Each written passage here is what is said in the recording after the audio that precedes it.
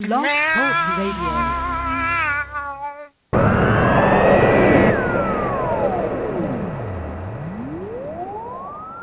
Tell you how we do it. There ain't nothing to it. We're gonna get right to it. You ready?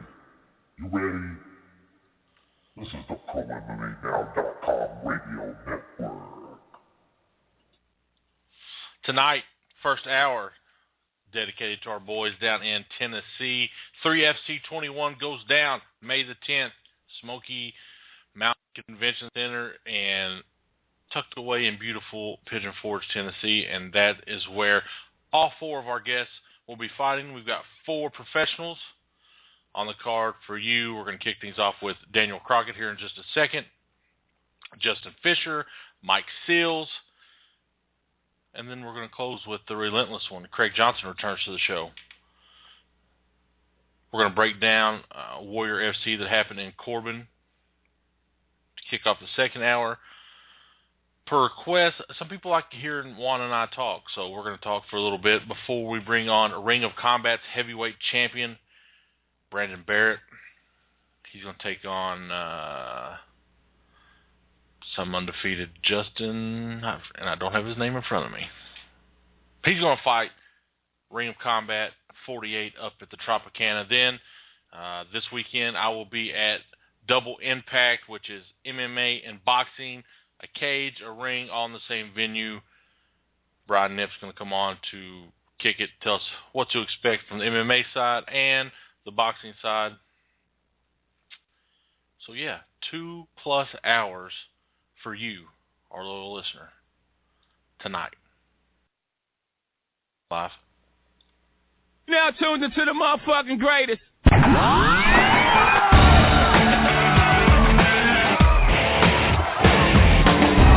Fighters first, fans always. The Ohio Valley's #1 source for MMA. Broadcasting on the ProMMANow.com radio network. Brought to you by Bangtown Fightwear. This is Bluegrass MMA Live. And now, here are your hosts, Juan Valley and Gary Thomas. You could be anywhere in the world, but you're right here with us, and for that, we love you. This is Bluegrass MMA Live, episode number 171. Oh, my God. Can you believe it? 171 episodes into this madness. And tonight, as always, we're brought to you by Bangtown Fightwear. Remember, you can check out them at bangtownfightwear.com. Follow them on Twitter at BangtownBT and on Instagram at Bangtown Fightwear. We got to get right to it tonight as our good friends from 3FC Fighting Championships return to Pigeon Forge to kick it. Smoky Mountain Convention Center, May 10th, going down. Huge pro-am. One of my favorite shows that I never get to attend. I talked to Tim Loy, and I asked him, I kind of begged him, can they maybe do it on a Wednesday night? It just seems like every time May 10th will be the UFC in Cincinnati. And, I mean, I love 3FC, but when there's a chance to see the UFC this close and eat KFC with Soa Palele, sometimes you just got to do that. But that being said, the main event features two undefeated fighters. Somebody's has to go in the middleweight division. Let's talk to one of them right now. He's with us, Mr. Daniel Crockett. Daniel, what's going on, my man? Hey, doing pretty good, guys. How are y'all? Man, we're just happy to be here. Happy that you're here with us. My first question, where have you been? It's been almost 2 years since you've been in the cage, undefeated. What's been taking up your time? I can recall, though, you scheduled to fight Dustin Long, and all kinds of hell broke loose with that one. But other than that, what's been going on with you, man? Get us up to date on what Daniel Crockett's been doing these last couple of years.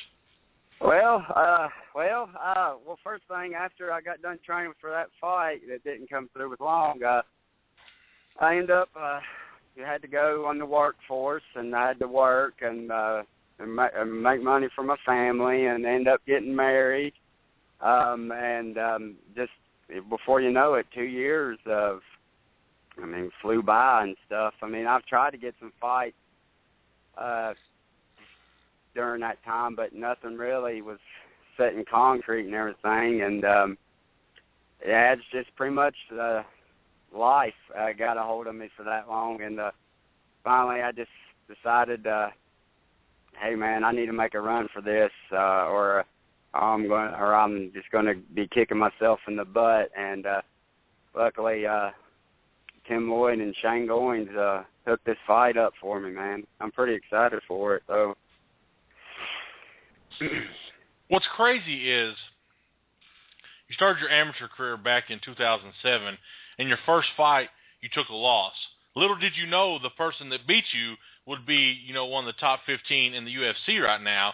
But what happened after that? You lost to OSP, and then you've not looked back. You've won every fight since then. You've got, and that's the thing. Your resume reads submission, TKO, KO, submission, TKO, decision, submission. It's kind of like you're that well-rounded guy who has found a way to win no matter what the case may be. Yeah. I'm pretty hard-headed when it comes to competitive sports. I'm a competitor, and I love to compete. And it's just in my blood. I hate to lose, and when if something happens and I lose, it makes me focus harder and train harder, and just sharpen my tools. And nobody likes to lose, but it inspires me to do better and better myself, because I can believe I could compete on the next level if the opportunity ever comes and stuff like that. But I got to stay on my A game and just keep my sights headed forward, man. The list of guys you fought, obviously in your pro debut, you fought a guy that I got to know in Mike Wade, who is one of the best wrestlers in MMA that I've seen, and you got the decision there. You followed that up with the submission. Your last fight was at XFC 16, where you got the decision. Talk to me about, where you feel you're at, because you fought some tough guys, and you've always found a way to win, but you're fighting another tough guy, Justin Fisher. He's been a little bit more active than you have here lately, comes in from a solid background. What's your thought on this matchup and where he stands amongst the people that you fought before? Well, he stands up with all the guys I fought before. He's a guy that's in the way of me pursuing the dream, and every fight's hard. I just just gotta stay focused and push him and try to make him break and just wherever the fight goes, I'm gonna try to finish it. Finish it in the first, second, third. Whatever happens, but I'm going to get a win. That comes down to it. It's all part of it. I've been training my ass off for this, and putting 7 days a week in, and getting up early and doing what I got to do, and it's just comes to it. He's just another guy in the way. I know he's got a good resume. He comes from a good gym, but it's just another guy. What's the biggest difference in a training camp, say, like for your last fight as a single man and your training camp for this fight as a married man? It's a little different. It's hard. It's a little bit harder because I'm gone during between 5 to 8 at nights, and that's usually when your families are sitting around and eating dinner and doing the family stuff. And it's hard. And luckily, my wife and my little boy, they support me all the way with this, and they believe in me. And after the fight's over, I'll be spending some time with them right after. But they give me a lot of support about it. It's tough. There's times when there's big family events or things that's happening, and I can't go to it because I have to train and stay focused on what's ahead on May 10th. And I just can't. I love them so much, but they support me so much. I can't appreciate how much they support me. Has your wife ever been to one of your fights? Had she ever seen you fight before you guys hooked up? I mean, were you dating when you were fighting, or will this be the first time she actually gets to see you? Well, yeah, she's watched my last 2 fights. One when I fought here in Bristol, and then the XFC when I fought, and yeah, she gets real nervous for it and stuff, and she's coming to this one too. She might not. She said she's telling me she might not watch it because she's going to be so nervous. But I mean, it's just as long as she's around the area, and you know, I know she's supporting me, and plus I got my family. They come to all my events, even when I wrestled in high school and stuff like that. I mean, they travel and they support me all the way with it. But yeah, I just love the support from this community that draws it. Man, it pumps me up more to fight harder and compete harder, and you know, I want to pursue my goals, and they want to see me pursue my goals. The first time I'd heard your name, and really 3FC's name, was during this Dustin Long fiasco. He missed weight, you know, was pretty heavy. The fight, I remember this epic back and forth between your people, his people. It was madness. How did you handle that attention? That quite frankly, some of it was not very positive.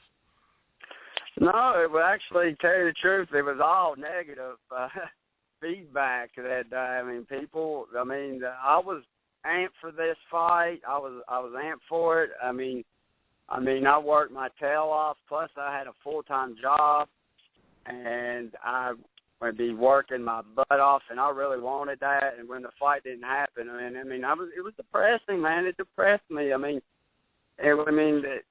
then everybody thought, mainly it was just people from his team making me seem like I'm the bad guy because I didn't fight him anyway when all that madness happened. And it was pretty much what it was. It was a lose-lose situation for me. If let's just say if I did accept the fight and I beat him, they say that I beat him because he was sick. And then if I lost, it was just a big mess, man.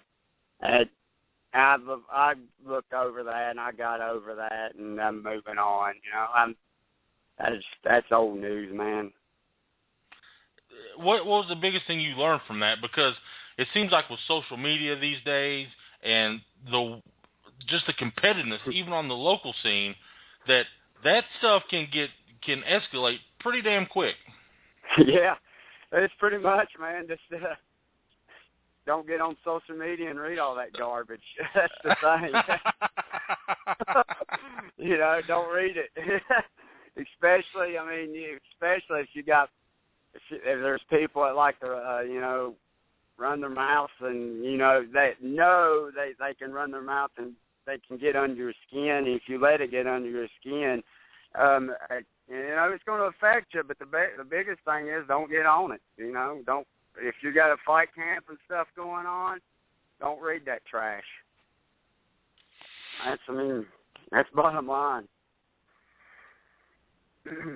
Just a few more questions before we let you go, Daniel. Not looking past Justin, but what's 2014? What's that hold for you, man? Like we said, you've been out for a couple years. What in a perfect world, what do you accomplish in 2014? Oh man, I want to get out there in the fight scene again. Man, I want to start traveling and fighting, and get my name out there. Not just in the Tennessee and Virginia area. I want to go out there nationally, man. Try to get on a big show, Bellator or World Series, any of those big shows. That's the goal. is get my name out there, and I believe that, I mean, I got the skills and the mindset, and I mean, and the competitiveness to do it, man. Man, I really do appreciate you you doing this with us tonight. The main event, 3FC21 on the 10th. This guy and our next guest, Justin Fisher. But Daniel, before we let you go, man, I want to turn it over to you to give you a chance for any shout-outs, any thank yous, anything you want your fans and our listeners to hear. Okay. First off, I want to thank my family, my wife and my son for supporting me all the way, and I'm gone all the time training and doing the things I need to do to accomplish my goals. And then I want to thank my coach, D. Smith, and Absolute Jiu-Jitsu for all of the hard training they're putting me through, and the drilling and Bullpit Fitness, getting there doing my strength and conditioning, and MTRX Weight Loss Center.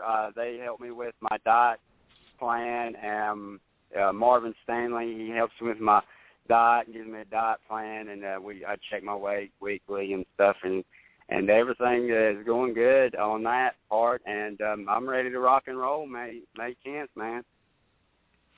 Well, brother, I wish you nothing but safety in your trip to Pigeon Forge. Best of luck in the main event, May 10th. Daniel, take care, brother, and we'll be talking to you soon. I appreciate it, guys. There you guys have it. Daniel Crockett in the main event, 3FC21, right after the main event, the after party. Now, there's lots of stuff to do down in Pigeon Forge, Gatlinburg. After party at Club 1341. That's where everybody's going to go. And knowing that crowd, it'll be buck wild. There'll be some guys there to celebrate.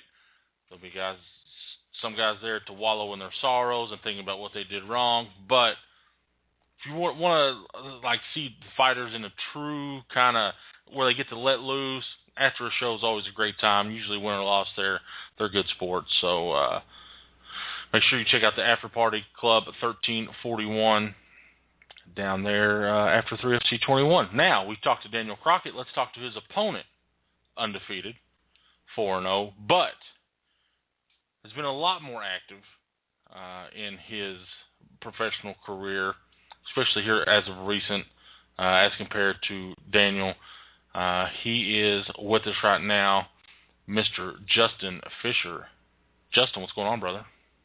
Not a whole lot, sir. How are you doing this evening? I'm well. You can call me Gary. No, none of that sir stuff. Actually, you can call me whatever you want, Mom and Dad just raised sir. me right, brother. You know how that is. I just had good family brought me up. It's that Southern hospitality, man. I love it. Hey, but that's what it's all about. You got to treat people kindly, and do kind by you, and hopefully the good Lord does well by Lord will do well by everybody. So that'll make that happen. Just got through training tonight, and glad to be on the show. And I appreciate you guys extending the hand, getting a little pub out there. That's always great. Thank you very much. 2013 was a big year, man. 3 fights, 2 finishes, and a decision against our pal Steve Bell from up here, which was an awesome fight down at Tri-City Thunder 2. You had taken a break between 2010 and 2013, much like Daniel took a break from 2012 to now. Tell me about your break. What happened during the time? Well, my break, I started off with a guy in Georgia, and it was one of those deals where you got this pro fight lined up with a guy, and the guy gets hurt, and you get his, training partner or whatever, and it was, man, I don't even care. Let's just make this happen. I want to get my first pro fight done. I go down to Georgia, and I win a decision. And then that was towards the end of the summer. And I'm a school teacher now. I've been a school teacher for 7 years down in Kingston, and the folks in Kingston have been really supportive, parents and everything. They really, enjoy asking me about the stuff that goes on, so that's always good. I really appreciate, the community and stuff behind it there. Even though I now live in Knoxville, I'm a Rockwood guy, which is down in that county, so they always like to see Rome County people do well. But I come back, and I'm doing my school teaching thing, and, as a school year goes, paper grading and all that stuff, it's kind of hard to stay in the cardio aspect and the training aspect. You can do the other. And during the school year, it's just kind of hard to fight. So that was early on in the school year. So I kind of faded out just a little bit toward the end of the school year. Came back with a vengeance, ready to go. Day 1 of the training, I rolled my ankle that next summer or something like that.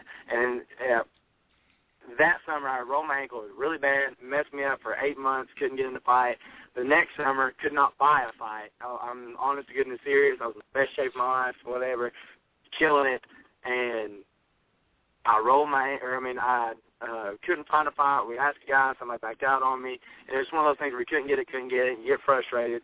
And then 2013, it was just God smiled and was like, hey, Justin, here are these 3 guys I'm going to give to you. And guess what? Win-win-win. He put them all together for me, and luckily with my training through Knoxville Martial Arts Academy, coaches Eric Turner and Joey Zonar, they are the masterminds. They are pushing my brain to different levels when it comes to thinking about aspects of martial arts that I've never really the more you know, the more you think you know, the more you realize you don't know, and they really push me in that every day.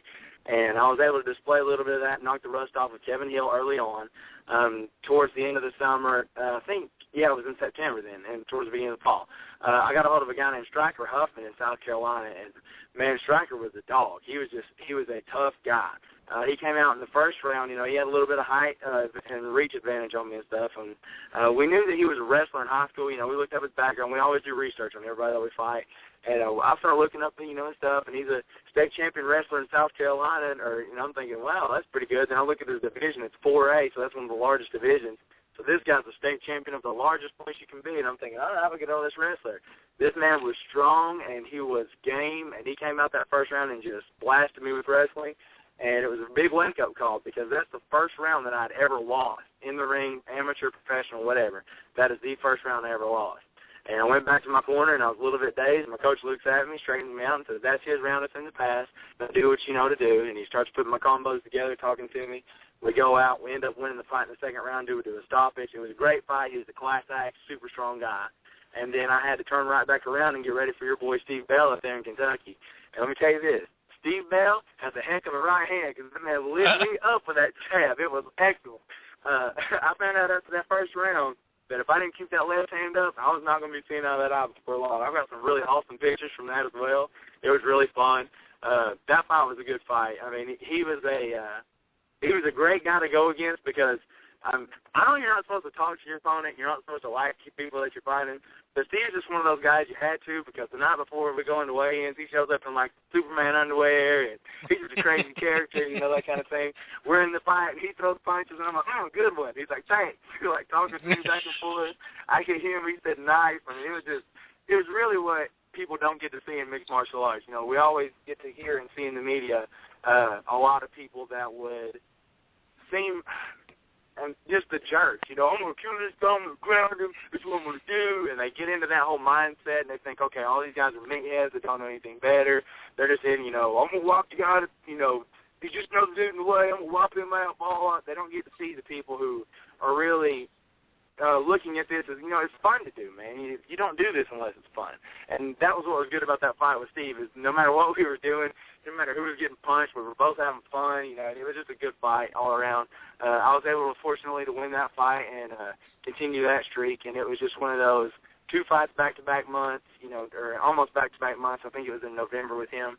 So we just took a little rest period over the holidays because it's kind of hard to make weight over the holidays, if you know what I'm saying. Man, it gets tough down here, that Southern cooking. So, yeah, we got through the holidays and everything, learned a little bit more, added a few wrinkles to the game while we're, off, and been back at it since January, looking for a fight, really hungry, wanting to put more wins together. A little frustrated because, you got some, the UFC had their 185 trials, and I was a 1-0 guy whenever that happened, and I didn't have enough fights put together. And so this past year happened, I had 4-0, and they had already started the show, and it was just really frustrating. But, all things work according to God's good purpose, so I'm in his hand and in his will, and hopefully he's got me lined up stepping up to the big shows before long, and I feel like guys like Daniel will do that for me because, Daniel's able to make the tryouts and stuff, and I think it's just one of those all times where it's something to do with the weight, I think, is what I heard, and that's all hearsay. I'm not trying to put down anything. That's just what I heard.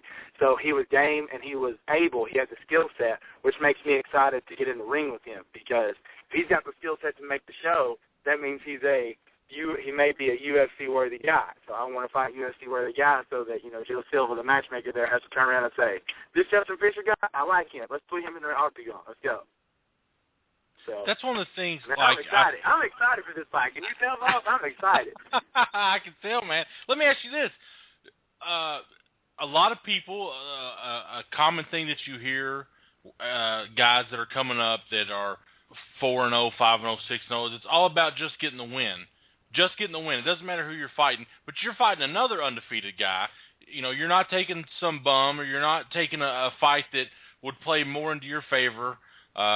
You know, talk to me about the challenge at hand, because a lot of people with those UFC aspirations want to take, I don't want to say an easier route, but, you know, they want to be a little bit more picky, a little bit more selective to get to that level. Yeah, I understand what you're saying. But you got 4-0 guys. That's a hard fight. You pick smart fights. Yeah, you try to pick the smart fights and stuff. And so I understand what you're saying. Yeah, you do want to pick smart fights. Fights that you're not going to go in and get, you know, an injury. You're not going to go in and get somebody wild that might do something that you're going to get hurt that may nag you later on. So you want to look at that. You also want to look and see if, you know, the guy's going to be tough and game, because you don't want a bunch of cream puffs. You want to know what you're made of, you know. And personally, for me, man, when I got into mixed martial arts, I was 256 pounds of just nothing. I was eating McDonald's all the time. And I watched the WC, and I watched Uriah Faber and Mike Brown. I thought, man, I'm going to look like those guys. So I started doing this whole MMA thing. I thought, when am I going to look like those guys? And by that time, I was addicted to jab, cross, and ready to go. And then I found out that they're both like, you know, 5.5 foot tall and 155 pounds, and I'm not going to be there, bro. I was like, okay. So, and man, my teammate, Vince, he thinks that's the funniest thing in the world. He'll anytime we're sitting around, hey, Justin, tell him why you got into mixed martial arts. Shut up, Vince. Don't tell him that. Don't tell him that story. That's embarrassing, bro. But that's where I've learned. He loves that story, and he loves, you know, giving me a hard time about it.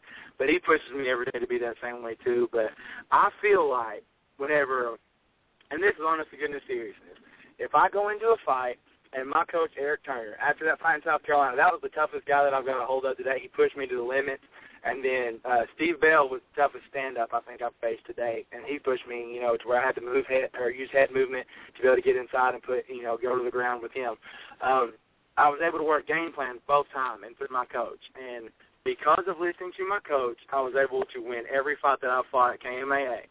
And because of that, I trust them. So if they look at me and say, Daniel Crockett is the guy that you will, you know, we're going to put you in the ring with, we believe you can win, and we believe that once you get this win, it's going to help you. I believe that because they've not given me a reason, you know, not to. And the proof is in the pudding when I look at Ovent. Ovent is only trained here at KMAA. I came from a smaller gym in Kingston, and it was just a tough time, you know, moving from that gym where I was the big dog to where I come into, and I was really the only dog in that gym, and then I come into KMAA where you're just in a pool of sharks, and you've got to be on your A game every day because this guy's on the ground, and this guy's going to punch you, and this guy's going to punch you and take you down. And then you look at Ovent, and it's like, holy cow, this guy's a cartoon character, and it's day in, day out. I mean, I train with some of the best in Tennessee, and I know the, you know, only UFC fighter in Tennessee, top 15 ranked in 205, but he puts it on me, so I feel like if I can go in every day and train with Ovent, that's, you know, literally one of the best of the best. I can stand before anybody with that, and I can stand before anybody with Eric's game plan. I can stand before anybody with my strength and conditioning coach, Nate Hoffmeister. He's been working with us as well. Man, I'm telling you, this man gets your heart rate up. He burns those calories, gets that heart going. You're ready to go for days. Cardio for days, my brother. We are ready to roll. So it's just, I train with the best. I plan for the best. So every fight is a smart fight to me because my coaches bring it to me and say, this is the guy you can be. And, you know, it's no disrespect to those guys. I love fighting tough guys because that's going to push you to that next level, and that's what's fun. So, yeah, man, I understand what you're saying. You know, people are kind of worried about their records and things. But like I said, if Eric told me to walk into the ring and do a cartwheel because this dude's going to die laughing, I can jump on top and grab a sub, then I'm going to do that. You know, I'll trust this man. He's got the game plan. He knows what's going on. Just a couple more things before we let you go, man, and I gotta say, I feel like you could go tomorrow. You have that energy about you. It's kind of addictive. I'm not even kidding, man. I'm ready to go. I've been in that mindset where I know the fight's ready to go, and I just get psyched up about it.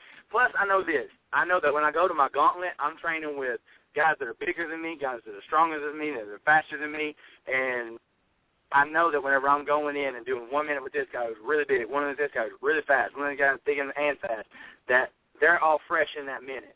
And so whenever I'm getting all 5 minutes of these guys every single night, but there's no way that anybody's going to be able to replicate that in the ring, so I know I'm ready.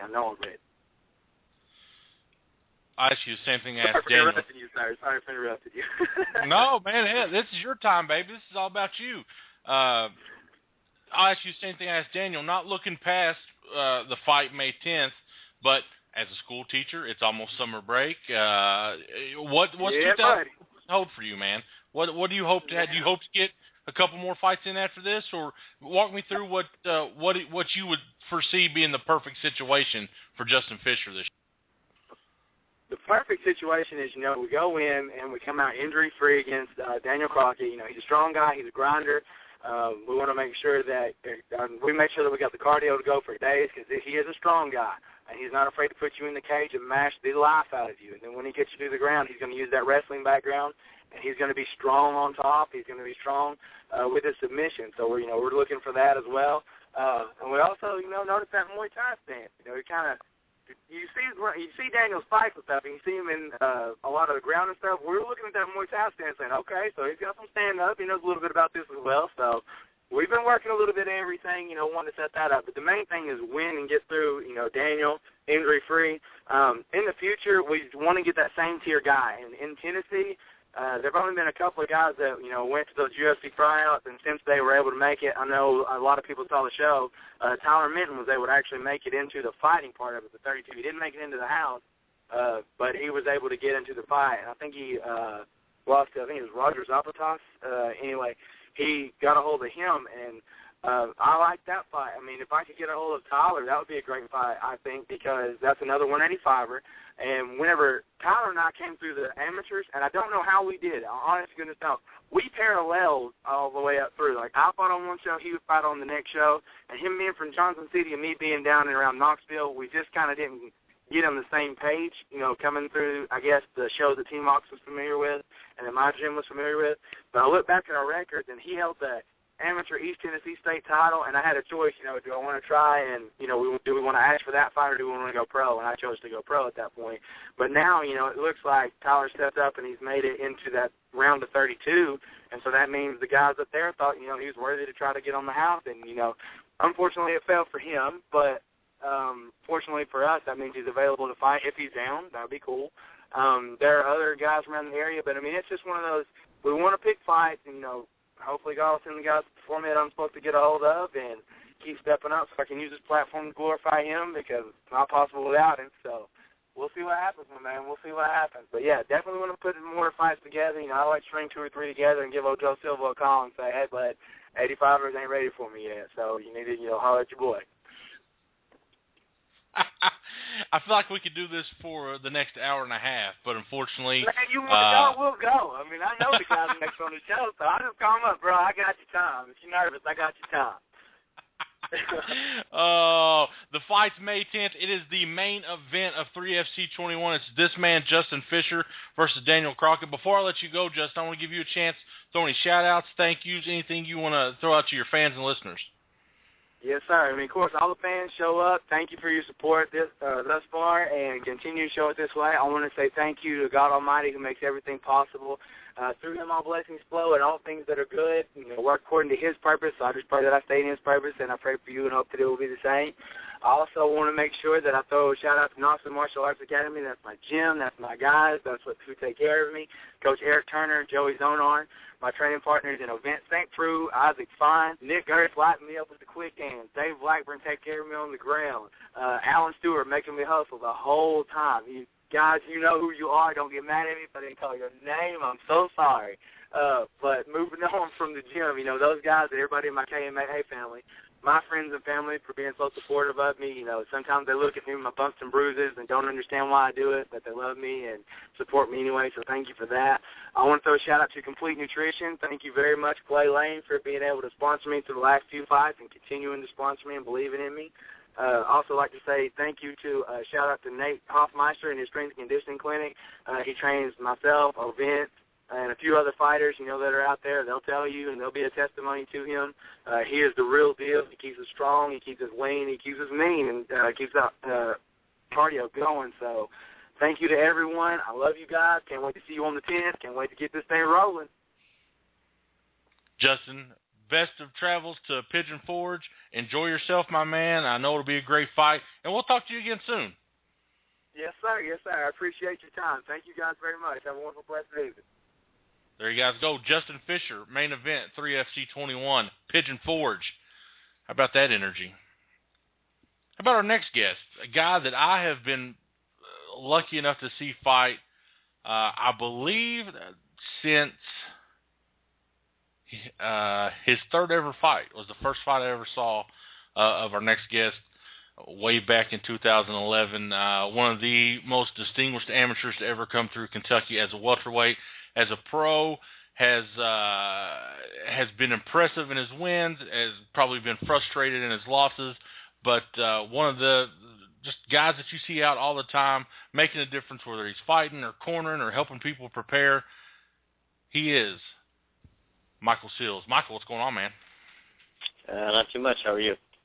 I'm doing well. Thank you so much for the time. Thanks for having me. Will I see you Saturday? Will you be in Ashland, cornering JP? I will be down in Ashland, cornering JP for his title fight. I'm flipping through my Facebook, and I see this commercial, and there you are. Here's Michael Seals, and you flash this grin. I'm like, this may be like the first time I've ever seen Seals like really open up and have one of those like dirty little grins. I feel like maybe a star was born in this Bluegrass Bra commercial. Maybe. I'm not gonna quit my day job though. Well, first of all, man, congratulations. Last two fights have went your way. I feel like I want to go back to the Ryan Shank fight that I sat there and watched. How frustrated were you in that? I just feel like that's one of those stylistic matchups where the judges probably just saw a lot of him on top of you for the whole fight. Did you feel the same way after the fight? Because I feel like you didn't take much damage. I mean, I'm not taking anything away from Shank, but I just felt like that fight really could have went either way, and you kind of got caught up in that cliche of lay and pray. Am I right in that? In a sense, yeah. You know, I kind of knew going in fighting down in Eastern Kentucky, kind of that area that he was from, that I really needed to get a finish. And when I didn't get that finish, I was pretty sure he was going to get the nod, because even though I was trying to finish from my back, you know, that never looks that way to the judges. You know, the judges typically look at the guys on top, like that guy's winning, you know, even though he was pretty much defensive the whole time he was on top. You know, most of the damage that I accumulated was all standing, or when I was going for one of my takedowns, I took some elbows there. But outside of that, you know, I didn't take any punishment on the ground whatsoever. I was never in any danger when we were on the ground. So, you know, it was a little bit frustrating in terms of, you know, the only round that they gave to me was that round that I was on top doing damage, you know. But it was just a, you know, learning experience for me, I guess. I feel like in your last two outings, maybe I don't want to classify it so much as a sense of urgency, but you came out with purpose, and you were able to finish the fights, you know, the way that you wanted to, the way they presented themselves. After winning back-to-back and kind of getting that mojo back, how confident do you feel going into this fight against Craig Johnson? I mean, I'm very confident. You know, I think this is a stylistically a good matchup for me. I know he's a very tough guy, and you know, him being from that area, this would be a really big win for me to go down to his area and beat him there. You know, in front of a hostile crowd to me, in a sense. You know, so I feel very confident. This is a good bit of training for me coming into this fight. You know, I had quite a bit of time since my last fight to make some improvements and make some adjustments, even from that last fight. So I feel very confident going into this fight, and I feel very ready for this fight. Talk to me about your training. You know, obviously I think your jiu-jitsu speaks for itself. One of the best MMA fighters that can show MMA jiu-jitsu for MMA that I've seen, especially in this area. But, you know, with an extended training camp, you know, kind of knowing about this fight for a while, walk me through some of the people that's been helping you get ready for this. Well, Cody Smith's been one of my main training partners for these past few months. He's put in a lot of work. He's actually made a lot of a lot of leaps and bounds. You know, he's a really powerful, explosive 155er who's got a pretty big build. You know, he walks around more like 180. You know, so he's not exactly a small 155er by any means. Jamal Muhammad, I work with him for pretty much every camp. You know, I help him get ready for his fights. He helps me. You know, I worked with JP for the wrestling. Not too many guys really have much better wrestling than JP does, you know, in terms of just a straight-up wrestling background. And then just a few of the other guys at Four Seasons, you know, Portland Pringle, I was able to get in some work with him, which is good. You know, he's a fairly decent-sized 170er. So, you know, I was able to work with some guys who are bigger than me. I've been working with guys who are smaller than me and just kind of getting that, you know, full gambit of body types and styles, really. So, can be ready for pretty much whatever comes at me. Talk to me about training with Cody Smith, because I feel like you guys are totally opposite, because he is, at times I've seen him be very loud. You know, he's not afraid to say what's on his mind or act out when it presents itself. And you've always been more reserved, very quiet. How do you guys kind of come to a middle ground when you're training? Well, Cody's come a long way, you know, just in the last 6 to 8 months in general. I think he's matured a lot more. You know, I would say that it's probably I've rubbed off on him a bit. You know, he's not nearly as loud and boisterous as he was. You know, I mean, training with me kind of takes you down a few pegs at times when you're a kid who relies on your natural abilities, and I can grab a hold of you and grind you. You know, he's had to learn how to temper himself, and he's just come leaps and bounds. You know, he's matured. He's starting to turn into, you know, a much different young man than what, you know, you were used to seeing even just from last year. I think in this next year or 2 years, you're going to see him come just full circle, and he's going to be a completely different guy, both in and out of the cage. You know, he's always had talent in the cage, and now we're starting to put some actual purpose behind his training instead of just, you know, kind of, I got to fight in a few weeks, I'm going to get ready for it. You know, he's spent the last 5 months in the gym with me training pretty much every day. So, you know, I've put a lot more discipline into him and given him some actual directive behind his training. You know, I'm really excited to see where he goes in the next few years. Part of your legacy, at least from what I know of you, is that you were a guy that you stayed busy all the time. I can remember, you know, the first year that I was around the sport, I felt like you were fighting like every month or every 6 weeks, you know, and it probably wasn't that as much as that, but, you know, you were always in the mix. You know, you always had big fights coming up, and it's kind of slowed down since you become a professional. Did you prefer the faster pace, or is it something where as you mature as a fighter and you get a little bit older that you have to slow it down a bit? Yes and no. You know, it's really nice to be active because then your training has a true purpose behind it. You know, you've got a date in mind. I need to get ready by this time. You know, so that deadline is nice. It gives you something clear-cut to train for. But at the same time, you know, that constant training and that constant grind takes its toll on you both mentally and physically. You know, it's part of the reason I've slowed down a bit over the last couple of years. I've had some injuries here and there that I've had to heal up. I've had some hard times getting fights at times. You know, you look at me, and I'm potentially a bad stylistic matchup for a lot of guys because I'm comfortable in all areas, and I'm exceptionally dangerous in at least one area. So I'm a bad matchup stylistically, so there's not much upside to beating me either with my record the way it is right now. You know, I'm hoping to get a few more wins under my belt, so then that'll look a little different. But right now there's not much upside to either, you know, beating me or losing to me just because of the way my record stands.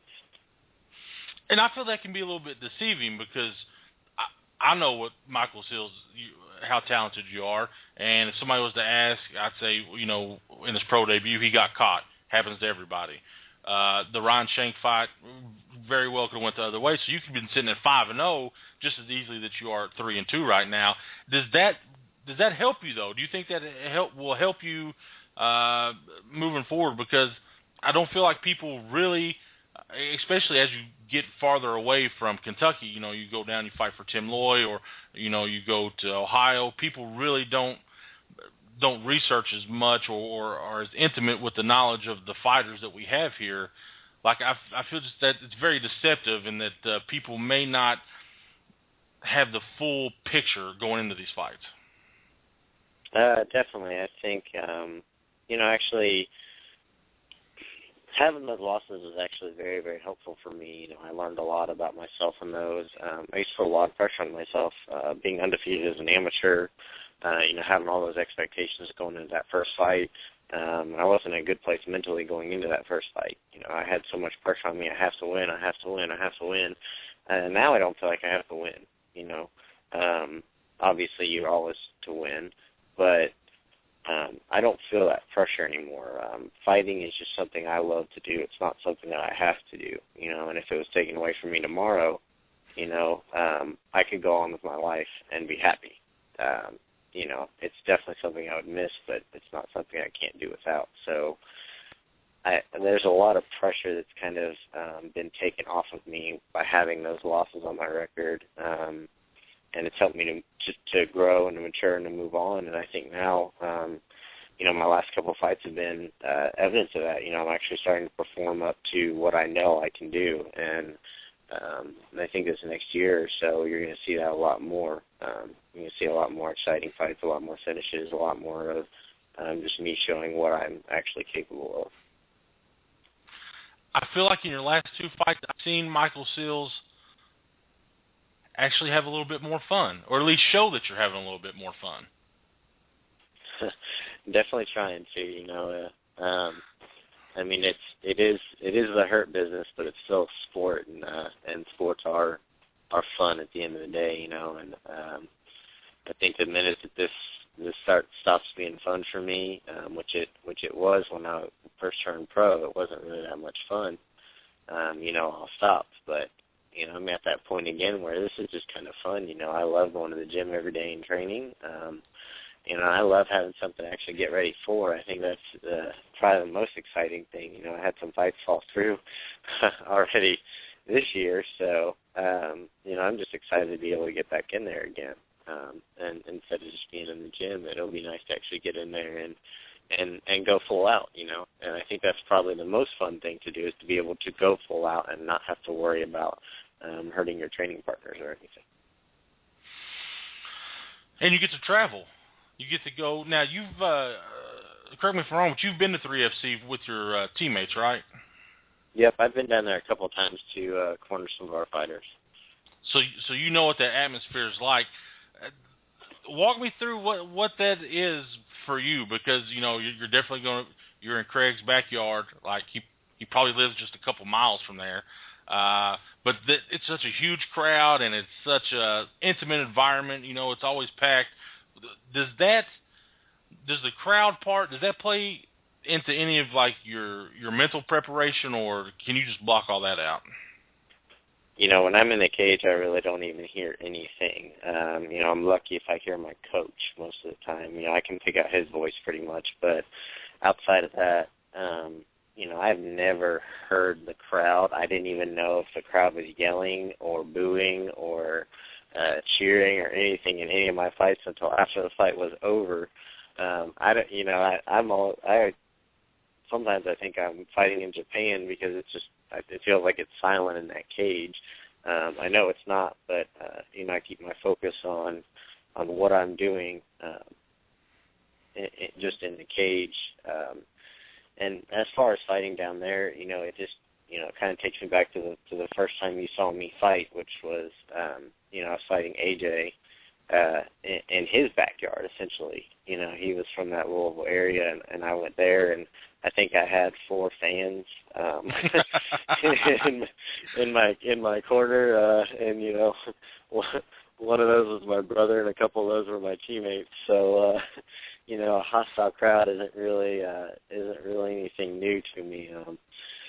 it's actually kind of fun to go somewhere else. It takes a little bit of pressure off in a sense of not having to fight in your own backyard, and this really does feel like I'm going to go and actually have a fight instead of fighting here in town. Sometimes it gets to be a little bit like, well, I'm just carrying on my normal day-to-day business, and oh yeah, I have to go fight tonight.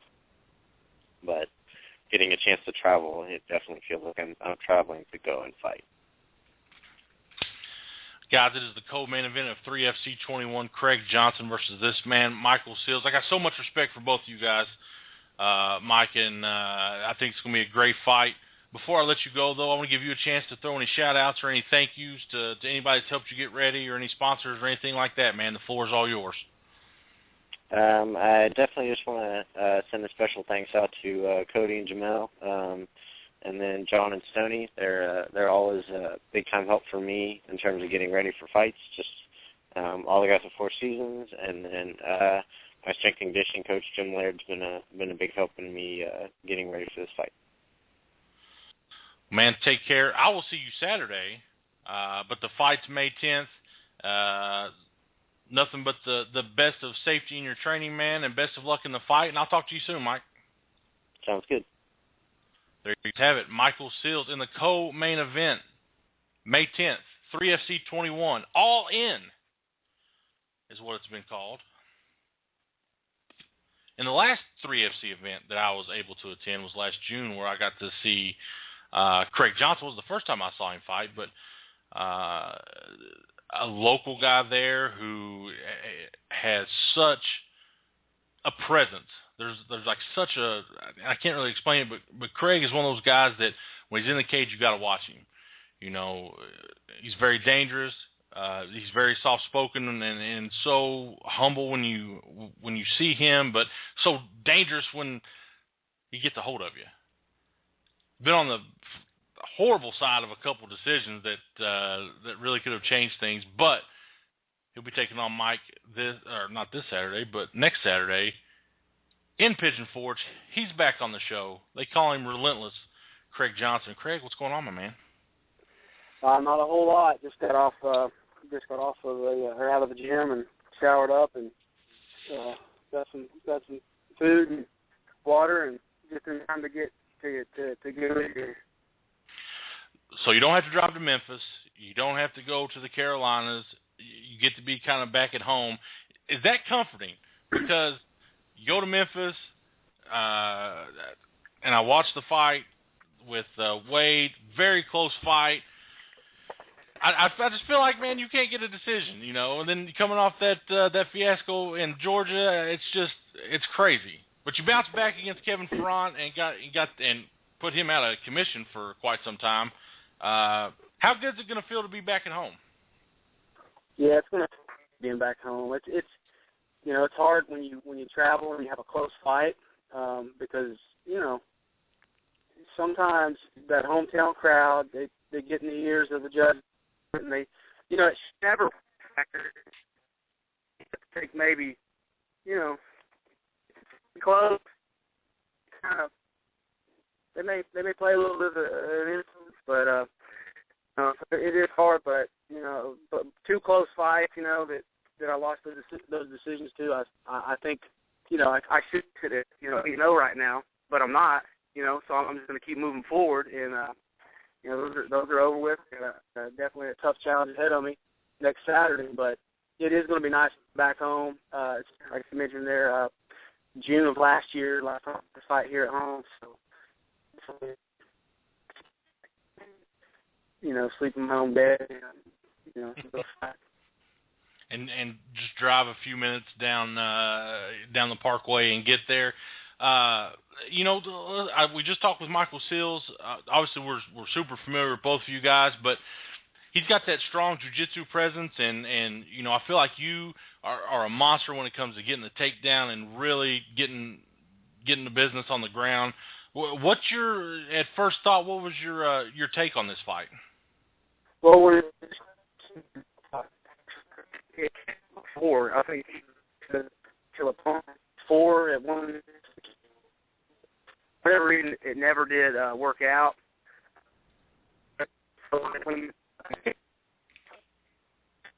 challenge. You know, I mean, he's a black belt in jiu-jitsu, so that in and of itself presents a challenge for me, and it's a challenge I feel like I'm ready to take on. I know my best one out there, not just getting the take, but maybe it's definitely a challenge that I've been wanting to take on.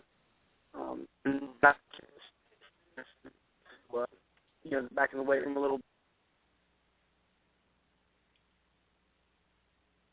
I think we just lost Craig.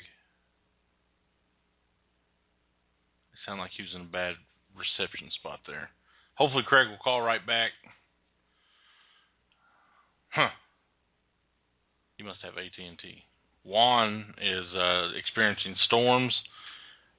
How's the weather there, Juan? It's getting kind of crazy, to say at least. Hopefully, let me check. I think he might be back. All right. Phones are so silly. Thanks to everybody out in the chat room. Aaron Garrett, Gina Begley, my main man Carl. Had such a fun time on Carl's podcast last week. We're going to have to get him on here. He's so soft-spoken, though. Craig, I'm what's back. up? Hey, what's going on? I don't know what happened there. I guess it was a signal, but you got AT&T, anyway. Don't you? I've actually got Verizon. Oh. Which I'm going to have to change at some point because you're going to have no problems. Excuse me. I think we're talking about Mike's jiu-jitsu and you being able to secure the takedown. Do you feel like I feel like this is on both sides would be a hard fight to finish? When you see a fight that could possibly go the 15 minutes, does that change anything in training? Like, are you doing 5-minute rounds? Walk through what your training sessions are like in preparation for this. We definitely get our rounds in regardless. I mean, I've had a couple fights that were scheduled for 5 rounds, recently, and of course the one out in Memphis did go 5 rounds. So we definitely put a lot of rounds in, so even for the Ferrant fight, we put in our extra rounds, and we're getting a lot of hard rounds in this week as well, and getting different guys in. Always bringing fresh guys in.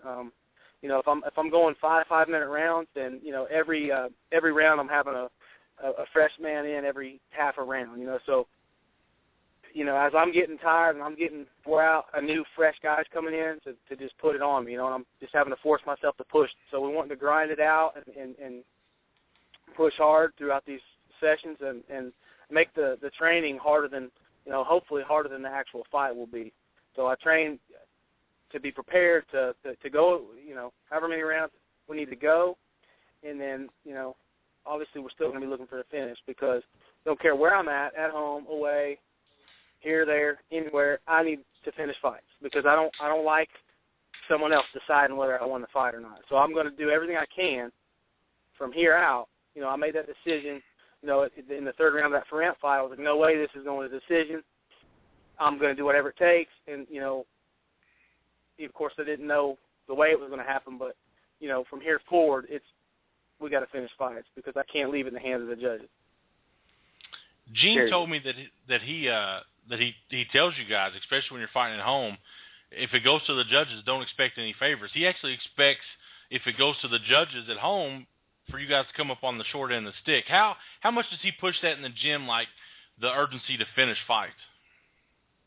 He pushes it hard, because, I know when he was involved, 3FC and everything, he didn't want, I think us guys, particularly from Fit Factory, to go in there and for people to think that, because we're Fit Factory, if we win the decision there, people are going to look at us like, well, we gained favor, from the judges because we were local and things like that. So in his mindset, it's like, not just that, but just because, it could go anyway, no matter where you're at.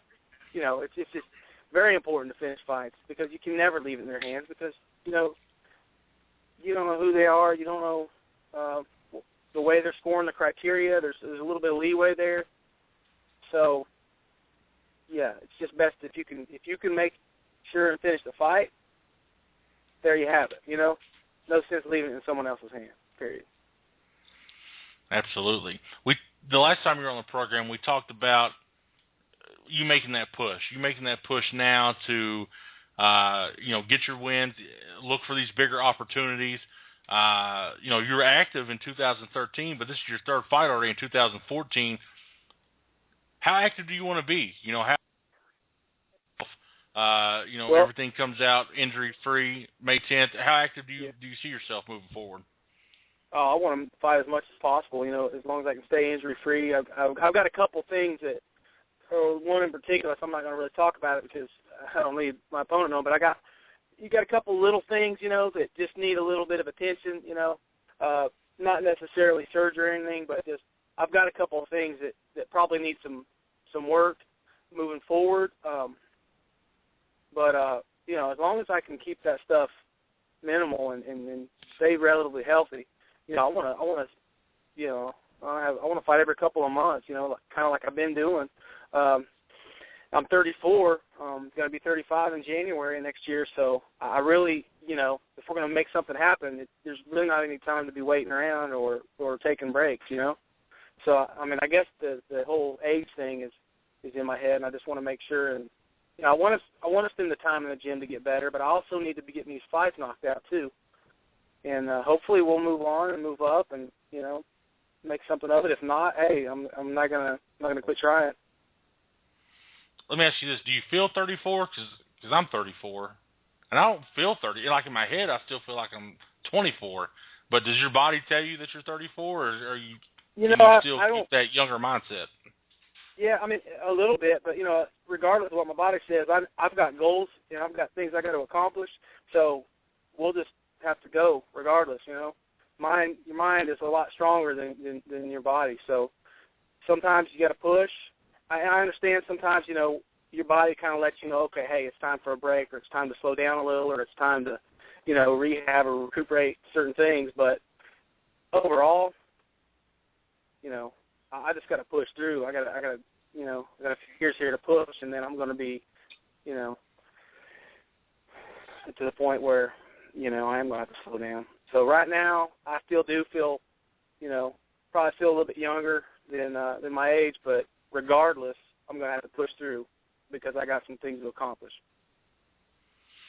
You hear of guys, UFC, Bellator guys that push themselves, and they crack. They go nuts. And fighting's their full-time job. Yeah. You're fighting. You've got a family. You've got a full-time job. How do you balance that? How do you find that happy place amongst all the things that are tugging at your time? Yeah, it's definitely difficult trying to balance everything. I do have a full-time job. I'm a case manager at a facility. I've spent I spent a lot of years in school. I got my bachelor's and I got a master's degree. Got a good job. I learned a trade. I'm trying to equip myself throughout the years, always just trying to learn new things, get better, improve. And now, I do have a family. I got some boys at the house, and I got a wife and I have to try to balance everything, and it's definitely difficult. A lot of times I'm at the gym twice a day, once before work, and then of course in the evening, get a lot of my training in after work. And I do have a kind of a semi-stressful job as well. So yeah, balancing time can be an issue, but those weekends, the time at home, spending time with the boys, and taking them out and doing stuff, fishing, and it's all the fun stuff I get to do with my family. I got a little baby, 6 months old, so just providing for them and seeing them happy, that always keeps me pushing forward. The fights and the training, that's hard, but and it feels good to win, but just everybody celebrating that, my family, and just that's really because fighting is going to come and go, but my family's always going to be there. So I've got to like I said, really focus on them, and just that's my reward at the end of the week is having my weekends at home with them, and I do train on the weekends too, but it's a lot smaller piece of my time on the weekends. I saw not too long ago that Gene was looking for an early morning instructor, like 6 a.m. Did you apply for that job? I feel like you'd be no. You could be that I'm guy not sure getting what up at 5 a.m. What's that? I said I feel like you could be that guy up at 5 a.m. It's not like you got anything else to do the rest of the day. Yeah, shoot, man. hey, whatever it takes. I try to help out over there, as much as I can, I guess. But yeah, time's definitely, time's at a premium with me these days. Walk me through, like, next week. I feel like the more active you are, kind of the more rest that you'll need. So that last week leading up to the fight, what's that like for you? Well, particularly this fight, me not fighting at 155 this time, and being at 70, my weight cut's a lot easier. I'm like less than 15. I'm around 15. I'm around 85, 86. So the weight is already I'm normally that much over, a couple days out. So my weight's not really an issue. So next week will be just, easing the weight down, working some technique stuff. But really the key is just, staying rested and preventing injury, and staying sharp and fresh, but, not getting a lot of quantity in. It's just a little bit quality work, keeping the weight down. Not going to get a whole lot better in a week, coming up to a fight. So it's just about, maintaining, staying injury-free, getting the weight down. And that's the biggest thing right there.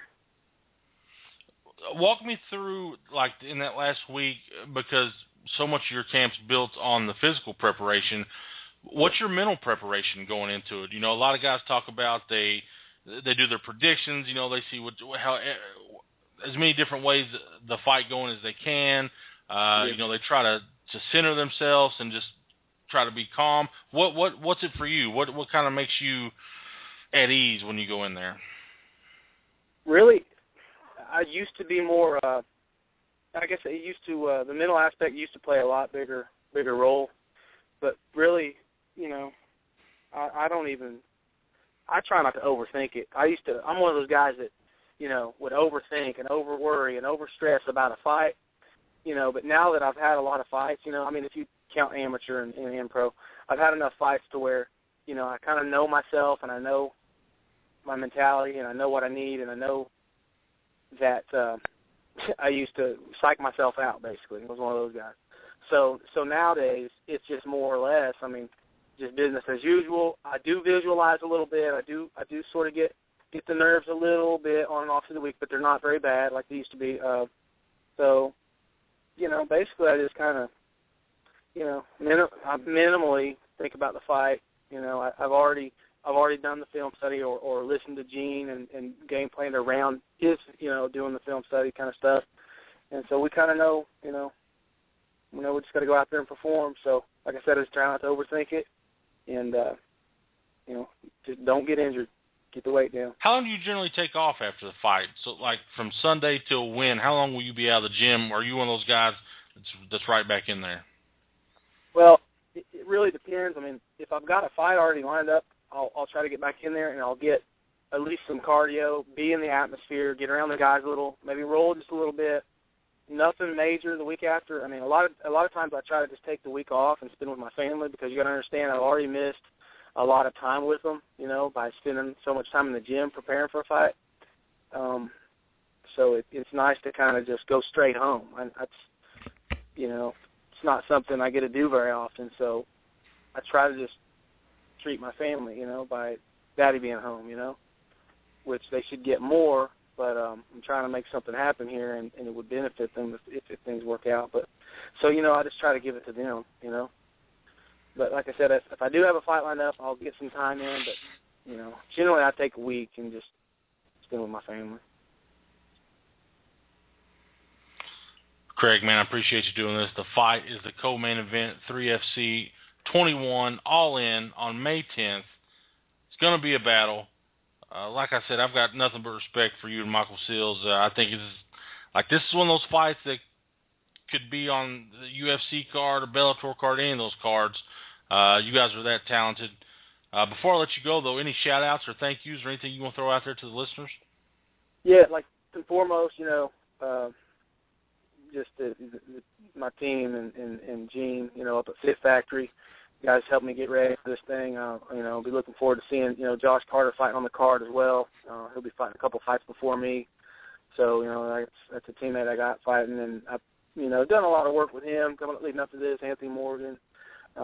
Just, really everybody at Fit Factory, and like I said, Gene's coaching me up and providing a place for us to train, and I got obviously my family, my wife are putting up with me, and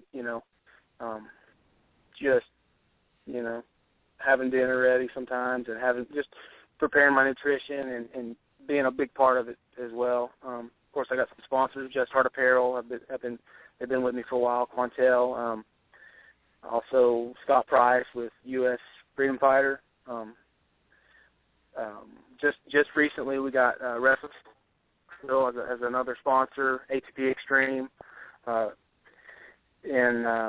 just like I said, all the guys out at Fit Factory, that have helped me get ready. And appreciate y'all for having me on, actually.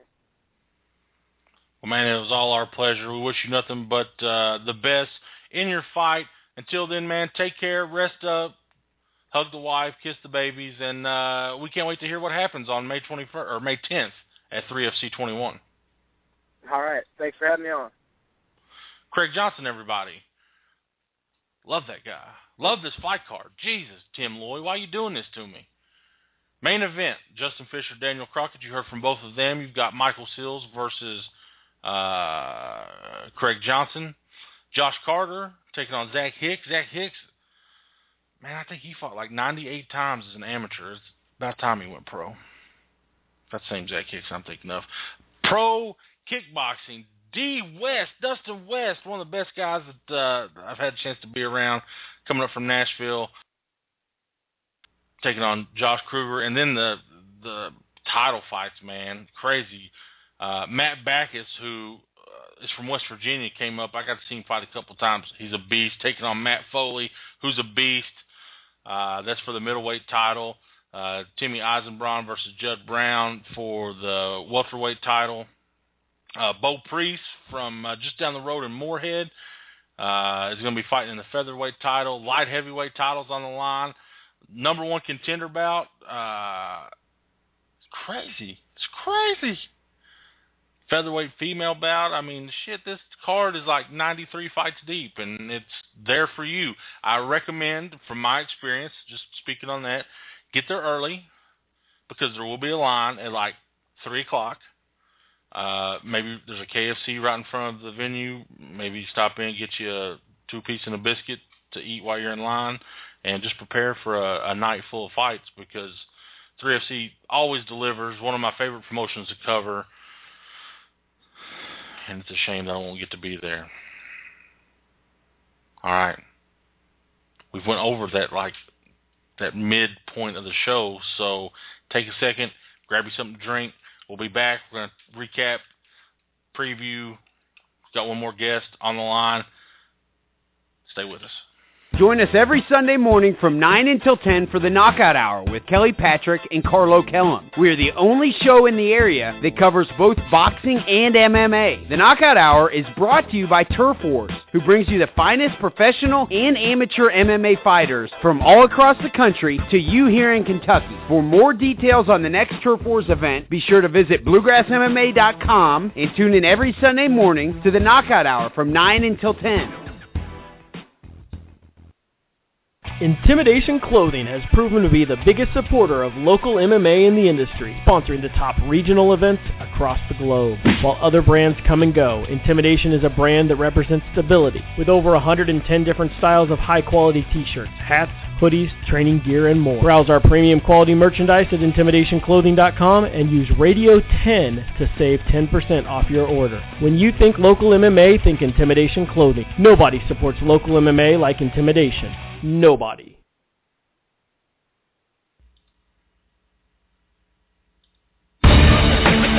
You're listening to the Ohio Valley's #1 source for MMA. This is Bluegrass MMA Live. Now, once again, your hosts, Juan Valley and Gary Thomas.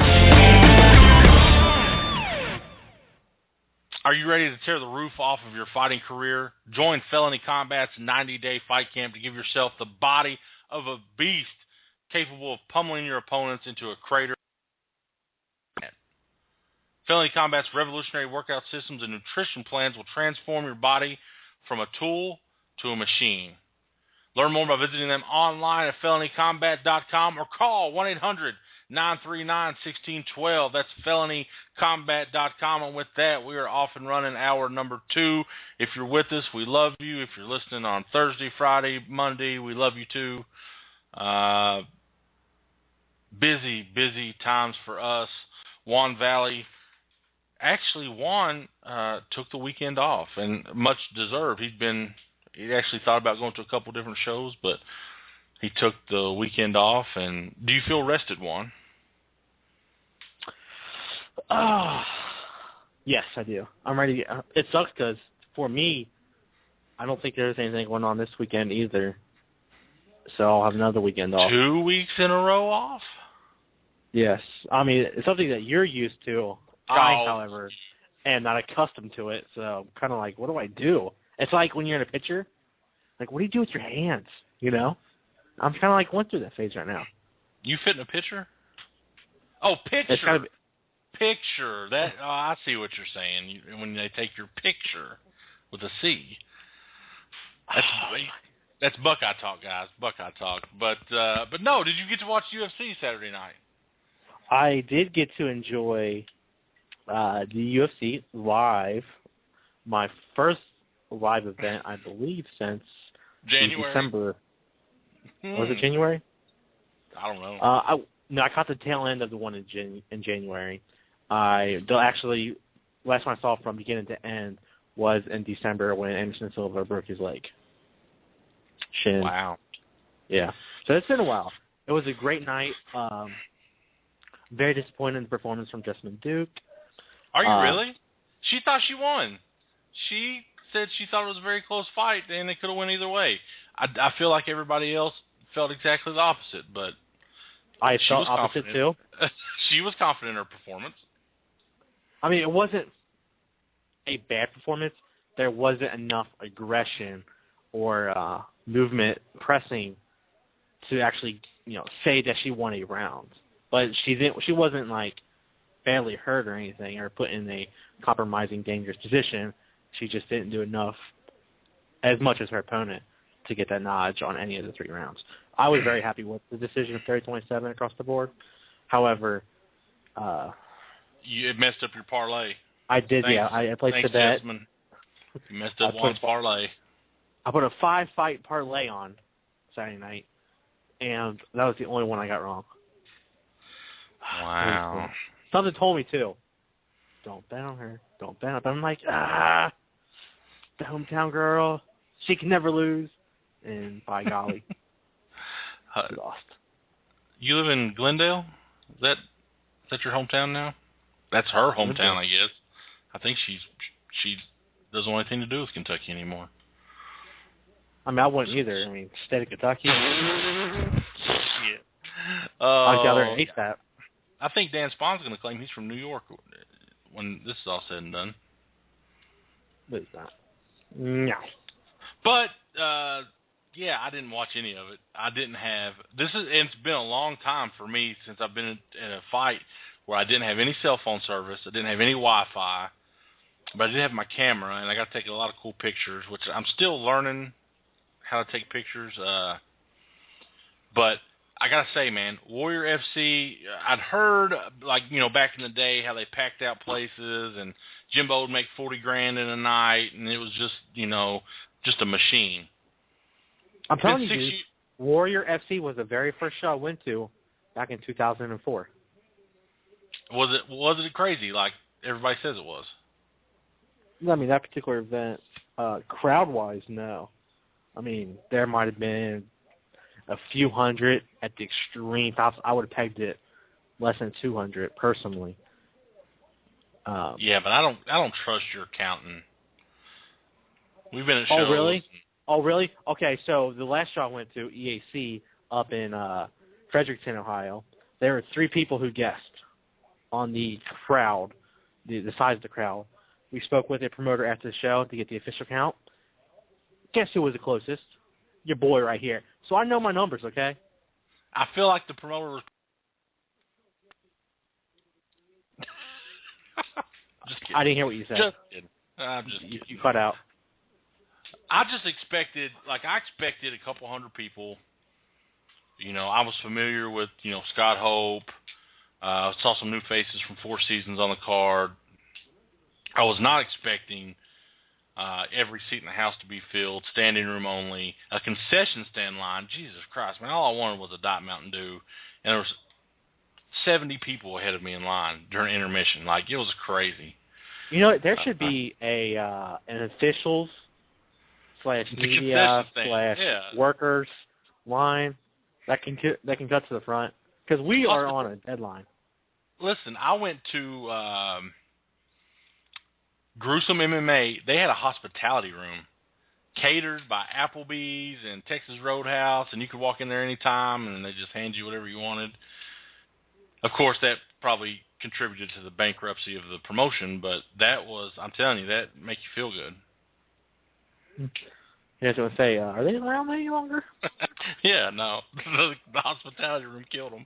But, so, man, real quick, what venue was it for the Warrior event? It was Corbin Civic Center, which is, you know, rural eastern Kentucky, but it's probably where they have, you know, all their big functions at. You know, it was big.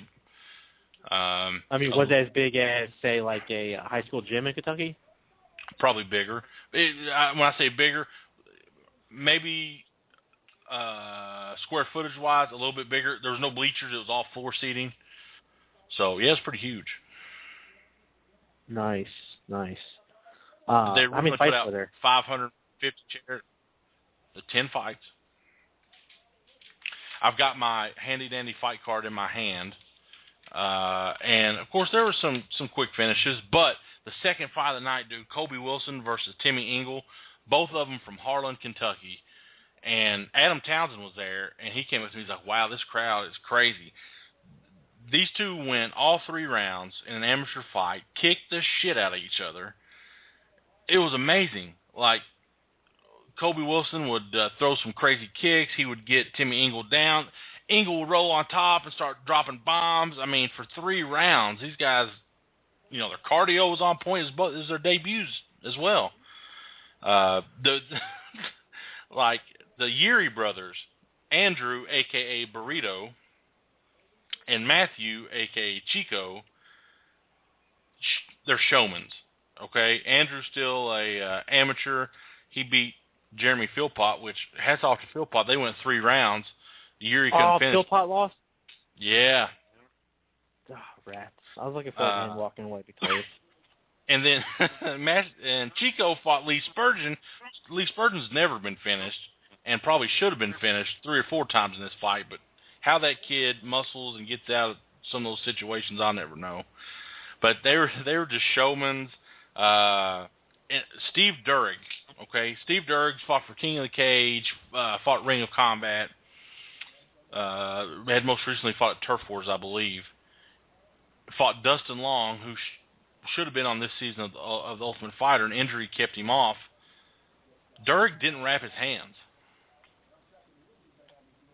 He what? Have you ever heard? He didn't wrap his hands. He didn't wrap his hands? Nope. Just put the glove on. That's one thing I dislike about Kentucky not being as strict on some of those things. Because, I mean, that really gives him an advantage. Yes, he's more prone to breaking his hands. Yes, not taking that away. But he has less padding, so now his knuckles are going to be more. And if he has big knuckles, some fighters don't, some fighters do. It all depends on the fighters. His knuckles are going to come through more than without the padding. So he's going to theoretically hit harder in a sense. I don't think he landed a punch. So okay, well, never mind. Your argument's nil because he was obviously the underdog, took Dustin Long down and gave him his first professional loss. Just choked him out. When I say choked him out, Long didn't tap. His eyes rolled in the back of his head. Immediately all the blood vessels popped. Crazy. Like, it was crazy. He was completely out of it. Technical submission. It was awful. Yikes, that does hurt a little bit there. And then in the main event, Brandon Bell weathered the first round storm of submission attempt after, armbar, the triangle that Scott Hope was throwing. Scott Hope looked phenomenal as well at 180 pounds compared to his last fight at 205. But Bell came out in the second round and just beat the shit out of him. Beat him. Beat him down. It was amazing. So the Warrior FC's coming back in September, I believe. So stay tuned for that. And Juan, I think we got somebody on the switchboard before we move along here. It's crazy. Let's see who this is. But yeah, this weekend, at the end of the show, in about 20 minutes, we're going to talk with the guys from East Coast Promotions, Double Impact. And yeah, I've got a busy weekend. Juan's going to lazy around once again this weekend, but we'll see. I think our next guest is with us. He is the champion. Lou Neglia's Ring of Combat. He defends his title against Justin Woods. Be here before you know it. They call him Brutal. Brendan Barrett, what's up, man? Good. How you guys doing? Man, I'm doing awesome. Thank you so much for the time. Oh, absolutely. My pleasure. Big fight coming up, Ring of Combat, a place where you kind of, I feel like you cemented yourself, cemented that champion legacy, especially over your last couple fights. Walk me through this fight against Justin Woods. We had a chance to talk with him. He's a young guy. Like, there's actually somebody, I don't know if it was his coach or his dad or somebody actually telling him what to say. It's kind of weird when we talk to him. But he's coming up from Indiana with a lot less experience than you. What's your take on this fight, man? He's excited. I know you've got to be excited as well. Yeah, no, I'm really excited. You never take any fight lightly, and you always every time I look at a fight, and when someone takes a fight, I'm like, I want to think how they think they're going to be able to beat me, or what's the reason for them to take a fight. Throughout my career, I had a lot of guys actually duck me and back out of fights. I was the main event of a fight, and the replacement for the original opponent that backed out didn't show up. So, I always thought, you get a little, after a while, you get a little gun shy. But I know Lou puts on a great show, and he's got a great reputation, so guys are honored to have the chance. And that's kind of what I think his thoughts are. He's been fighting in Indiana. Like you said, he's a young kid. He's a tough guy. He's going to come. He's going to throw. He definitely's got, some testicular fortitude, you could say. And, I think he looks at this as like his big shot. I got a lot of attention on me, a lot of kind of buzz going on the business side of things. Doesn't hurt. I was on this month in an Oprah magazine, so, I got a lot of exposure right now. And, he's coming out, basically Indiana, kind of like, in the backwoods of MMA, so to say. And he's going to be in the spotlight in the main event in Atlantic City. So this is a big shot for him. So I'm sure he's motivated. I'm sure he's excited, and problem is, he's walking into my house and, I'm always ready. That's got to be, could you put yourself in his shoes, a young kid coming in that type of atmosphere in a place where some of the greats in the sport have come through, to be in the main event against a guy who's had, over twice as many fights as he has? Like, I feel like if that was me, I would probably freeze on my walkout and be like, what the hell am I doing here? Like I said, he's hungry, I can tell, and he wanted to fight. Usually, when I get asked about an opponent, usually it takes, like sometimes a week or two before I get an answer back. I guess the coaches are talking and, figuring things out, negotiating or whatever, see if it's worth it. I heard back, I think in a day or two, when they called him about the fight. So I know he's motivated, but I think when he steps out there, it's going to be a rude awakening. But I look at the other side, it's a win-win for him. If right now his name's going to be out there, like I said, he's doing interviews. He's probably not used to interviews, so maybe he gets a little nervous or has someone kind of helping him, coaching him, talking. It's, he said, he's young. He's got a lot of room to grow. He goes in there and loses to me. It's it's not going to hurt his career. No one's going to hate on him for taking a loss to me at this point, especially with the level of guys I've been fighting and what I've been doing to him. So that it's not really going to hurt him, but his name's going to get out there, and he's going to get a lot of experience, and I think he's going to grow a lot, just from the experience itself. On the other side of things, if by some chance he can pull it off, he essentially may just take my spot, with where I'm at in my career. And, 8.5 years into this, that's not something I'm letting anybody take. Let's talk about where you're at in your career right now. 5 wins in a row, 4 of those have come by stoppage. I feel like the heavyweight division, and you know this, you're in a unique position, especially it's hard to find really talented heavyweights. There's a lot of heavyweights out there, but the really good ones are hard to find, and I feel like they get, picked up twice as fast just because they have that potential.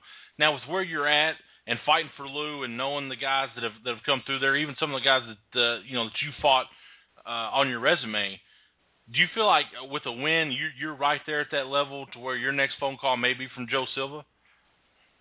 I do. And that was something that was brought up to me, before my last fight. Without kind of talking too much, I'm not even getting into names and whatnot, but basically, from what I understood, a call was being made to them, or I was getting one way or the other with a win from my last fight, especially with the guy I fought. We fought 52 fights all over the world, and then mostly, international, and, especially how I handled that. But since I shattered my hand in the fight, it was kind of like, rest, heal up, and let's see what you do when you're healthy again and make sure, everything's working and functioning, I guess. So I guess we'll see what happens after this fight. Ironically, I haven't really, I've been quiet about it, but, I've been starting to voice my feelings on a lot of things too, because as much as I would, enjoy and love competing in the UFC, I think I would do very well, especially with the scope of the heavyweight division right now. I'm also very interested in actually boxing. I think I'd be able to do something on both sides of the sport, and, it's something I'm looking into as well. That's interesting you mentioned that. Klitschko just fought. We saw, his fight, I think, over the weekend. And I just feel like in boxing, there's not that sense of urgency that we have in MMA. I know it's the sweet science and it's the physical chess match of it, but do you think coming from the arena that you come from, like, how could you not be successful if you were the aggressor? Obviously, you with the lighter gloves, you're able to knock people out, but I just feel like an MMA fighter, especially at a level to where you're at, could transition very well over into boxing. Yeah, absolutely. And I don't think the power that I have really matters what type of glove I have on. When I fought Silvio Santos, the Brazilian, I guess they didn't really put it out there, but when I hit him, I only grazed him with that second punch that put him unconscious for a couple minutes, and I actually split his jaw in half. And Mio Drag, the last guy I fought, I hit him in the chest. I just missed his chin. I saw a picture of it. The punch went literally a quarter inch to the side of his chin. I guess when he threw the leg, I caught it. I pulled on the leg to bring him into me and get more torque into my punch, and I shifted his head literally just a hair out of the way. So I hit him right in the sternum instead of his chin, and it was enough to take him clean off his feet. So I don't really think that it's a matter of the glove that'll really make much of a difference, and even the little extra padding that'll be there when they put shoes on me and I get that little extra traction, I think it's going to hit even harder. And it's ironic you mentioned Klitschko, because for my last training camp, one of my sparring partners was flown over to Austria to help Klitschko get ready for his fight. And he was 6'5", 6'6", 280, 300 pounds, undefeated heavyweight pro boxer. And, that was my sparring partner. And then Klitschko called him up, flew him out to Austria, and I think it was paying him like $2,000 a week to train. Wow. So, the little guys I've been, in there and moving with and working with, I think it would transition very well. I'll just say that. Talk to me about Ring of Combat, man. I feel like, this is one of the one of the premier spots. If you want to get noticed and you want, to fight tough guys, I don't think Lou's one of those guys that, handpicks opponents for the locals, to build up their record. I feel like every fight is a competitive fight. And you've been fighting there for a while, man. What's that atmosphere like, and what's that, if any, pressure knowing that being successful at Ring of Combat could lead to bigger opportunities? For me, I don't think there's any pressure. I think it's motivation. I fought some real high-level guys really early in my career.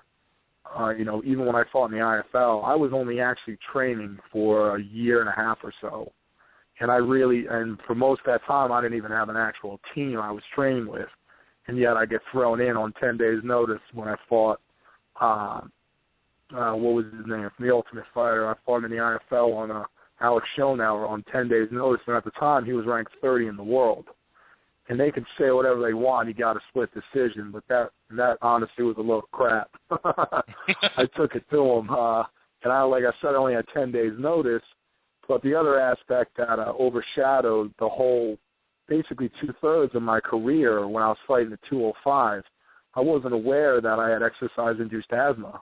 So if you go back and look at any of my fights, I would destroy people in the first round. And in the second round, it was like my body would just shut off. And I thought I was out of shape, so I'd go train even harder than I already was, and then was overtraining to such an extent that my body was just breaking down. Then, I also didn't realize I had thyroid disease, so overtraining, exercise-induced asthma, and an undiagnosed thyroid condition, I ran my body into the ground, and, I was fighting it like, 25% most of the time. Now that I moved up to heavyweight, I'm aware of these conditions. I got an inhaler. I changed my diet up, to help out with the thyroid issue. And, I really, since this has all been diagnosed, I really haven't been touched. And the only fight that lasted over 2 minutes and 14 seconds was when I lost my inhaler before the fight. Oh, man. So making that move from 205 to heavyweight, you're still not a big heavyweight, are you? I mean, I feel like those guys pushing 265. What will you weigh for this fight? I'm going to probably be around 240 to 250. Yeah, I don't look it. Do you feel like when I see guys like Junior Dos Santos and Cain Velasquez, not so much smaller, but they're not the Roy Nelsons or, they're not the super end of the spectrum at heavyweight, like being at 240, 250, you get a little bit more mobility. I feel like you're at that weight, your cardio can be a lot better. That's like the perfect size to be successful at heavyweight. Would you agree with that? Because I just feel like you can be too small, you can be too big. 240, 250, that around there is like the perfect heavyweight stature. Yeah, no, I completely agree with you. I mean, that's the other thing that I do is because, like you said before, there's not that many, good, bigger guys to really work with. So most of my last several training camps, I've actually sparred most of the time with really light guys. And, I'm experienced, I'm seasoned. I have control where I can touch them without hurting them. But is what I do when I'm sparring these smaller guys is I'm working in and out angles, their timing, and cutting angles on guys that I got 100 pounds sometimes on. And if I can get in and touch them with control and get out of the way before they even touch me, when I'm in there with the bigger guys, it's almost like I'm just on a different playing field at that point. I feel like I'm just so much faster and, it's like I said, it's shown in, the last, 5 fights now. I only got hit by 3 guys, and 2 of them only hit me once. So, like I said, I lost my inhaler and got a little over anxious in the rematch with Randy Smith. But, other than that, I mean, it's almost been flawless. So it's been paying off, and I definitely I get some work with bigger guys, And like right now, this training camp, I'm training over at Bullpen, Valley Tudo, and I really just want to say, thank you very much to Jose Tabora, Desmond Walker, and Coach Vincent over there. Jose's the owner. He opened the doors. We've known each other, and he was like, come right on in. Desmond, he's also a professional fighter, and I walked in there and he's been doing all my strength and conditioning and doing a lot of sparring with me. I mean, he's like 280 himself right now, and Coach Vincent is one of the boxing trainers, and they've really been fine-tuning me, and it's been a tremendous asset and help to me. So I just wanted to give them a little shout-out and thank them for all the work they've been doing. You've been in the game, for a while. What's the biggest difference that you've seen in yourself, maybe in training, maybe in the way you rest? Like, what's the evolution of you as a fighter been since you first started? Well, when I first started, I was on my way to law school. I was about to get ready to graduate my senior year from college. I was graduating with a dual degree in accounting, business administration, and a minor in finance. I was going to go into law school, maybe go get my CPA. After that, I could maybe get an MBA. I had no idea what I wanted to do, but if I put enough acronyms after my name, I figured I'd find something to do that pay the bills. So I actually taken a study break, got into a car accident, and next thing you know, I didn't graduate. I was miserable. I missed competing. That's all it was for me. And when I started, I didn't know anything. I just knew I missed competing. I wasn't that guy that fought all the time in the streets or whatever. I was a turn the other cheek, walk away type guy, Just never had anything to prove. And when I started, I didn't know anything. I just said, I want to compete, and that's how I did it. And, I just felt strong. I came out of the gate real strong, but I was raw. I trained a couple months. And that couple months I trained was basically training for a fight. I got a fight offer, and I just started training, and that was that. So my learning experience was learning in the cage. I didn't have a sparring partner until early in my career. I think I fought for like 2 or 3 titles early on. I didn't even have a sparring partner, an actual MMA coach at the time. So at this point now, also knowing all the different medical conditions I didn't know I was struggling with, it's more about listening to my body, knowing when to push, knowing when to coach, knowing when to take the back time to rest. Because, at this point of the game, you can always learn new things. But, if I've been working really, really hard, I'll take a couple extra days off to let my body heal because I know I'm going to be in shape. I'm going to let myself get stronger so I'm not getting any injuries. So I got back out of a fight, and I already know how to fight. So at this point, it's more smarter. I train smarter, basically, listen to my body more and, just have good people around you. I mean, I've learned that, sometimes it's not always with me. If I'm in a better place mentally, I'll get more out of me physically. So half the time when I set up a training camp, because I travel a lot, for different camps, it's where I'm going to feel the most comfortable at that time. Did you fight any fights as an amateur? Or did you go right to being a pro? I found out 2 weeks after my first fight that it was a pro fight. Did you get paid? Yeah, I got paid. Yeah, believe it or not. I mean, this is going back eons ago when they weren't paying anything. It was like, who wants to fight? And I didn't know anything at the time. I got offered a fight because I got kicked out of like 3 or 4 divisions at a Naga tournament. They thought I was sandbagging. And I looked at the guy. I was there by myself. I only had 5 days of, judo and jiu-jitsu under, the Ronin grappling system, my first trainer's own system. And I walked in there myself. They thought I was sandbagging, kicked me out of all these divisions. Kip came up, apologized, gave me most of my money back. I looked at him and said, I'm sorry. I don't even know what's going on. I said, I had 5 days in the gym for this. When I was supposed to get a fight, didn't happen, so I came here. He looked at me and said, you want to fight in November? I said, absolutely. He goes, you're fighting in November. I didn't know anything. I walked in, they're like, we'll give you 30% of your ticket sales. I'm like, great. I didn't even think I was getting paid. I brought so many people to my first fight. I made $2,000 my first fight ever. Oh, wow. That's amazing, yeah, dude.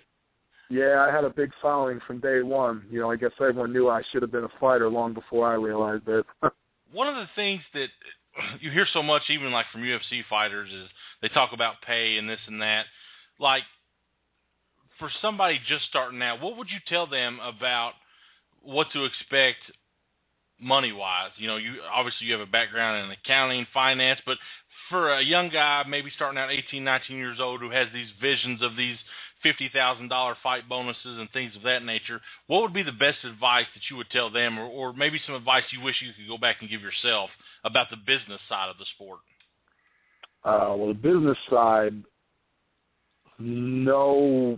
I would say know what managers do, what they look for, how they negotiate, and if you can't do it yourself, make sure you got a guy that you can trust. Because I've been self-managed for most of my entire career, but the few times that I let other people step in, after the fact, I found out that they cost me some major opportunities, and that weighed on me for a while too, knowing that people that got offers that were meant for me, went on and were getting these nice paydays, and I'm sitting here still struggling. So that was a tough, situation to kind of handle for a while. But I tell them, if you're going to fight and then you're doing it for the money, don't waste your time.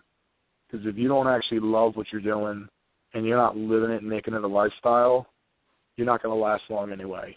Because you're going to get in there at some point and you're going to be getting hit. And some guy's going to be getting pounded on you. And if you're not doing it because you love it and it's like I say, it's in my DNA, you're going to find that you're going to have a really short career. If you're doing it for money, don't waste your time. Go get a day job. Because, that $50,000 fight bonus, think about it. You get to fight for, depending on how your career goes, and some guys will fight for 6, 7, 8 years, because they had a lot of wars or their body starts breaking down, they weren't resting and training, properly. It could be when you think about it, most people working a job for 40, 50 years, and you're what? Maybe 10, 15, depending on how you take care of yourself. But, that $50,000 fight bonus, and maybe, you made 16 or 20 on the fight, that sounds all well and good, but there's no 401k, there's no retirement plan, there's no pension, What are you going to do afterwards? So that's what I say. If you're doing it for the money, it's not like boxing yet where, you get signed to a promotion and the promoter's paying your trainers, paying all your nutritionists, paying all your other coaches that you need, and then paying all your expenses while you're in training camp. And then you get paid $1 million paydays. MMA, it's still early as much as it's grown, so it's not at that, I guess, level yet or part of the business cycle as it is in boxing. So, you can go out there in boxing, get yourself up there to the top of that one big payday and be a little smart with your money, and you're going to be all right. But MMA, you see guys that are, especially the guys that started even, when I first started in the UFC, the paydays back then, they were like $2,000 a show, $2,000 to win. I used to tell people, I'm like, since I had such a big following early on, I went, if I go to UFC right now, I take a pay cut. I'm like, I'm not doing that. I need this to get me to the next fight. So, obviously, it's as it grows and they, return their investment because they did drop a lot of money in. They've been giving more back to the fighters, but, like I said, you better, if you're doing it for money, go find a different job. For sure, man, for sure. That just amazes me. I talked to Joseph Benavidez, who said, you got paid $2,000, he got paid $200 to fight in a bar in Tijuana. That's crazy. Yeah, well, I'll put it this way, dog. Like, at least my first fight, technically I was just a salesman, the amateurs almost get that sometimes, but they're like, I'll give you 30% of your ticket sales. I didn't even know I could ask for money, and, I bought, I think it was like over $6,400 in ticket sales out of the gate, and, then I knocked the dude out in 25 seconds. Sure Dog recorded it as 45 and jipped me 20 seconds, but, everyone was like, where'd this come from? Because I was always that quiet, soft-spoken guy, I was, sizable, but, I wasn't that arrogant, loud guy, so they're like, where'd this come from? And they're like, yo, this is what you need to be doing. I'm like, I guess maybe it is. But, it's definitely, the biggest thing I would also say is learn how to market yourself. Learn how to market yourself.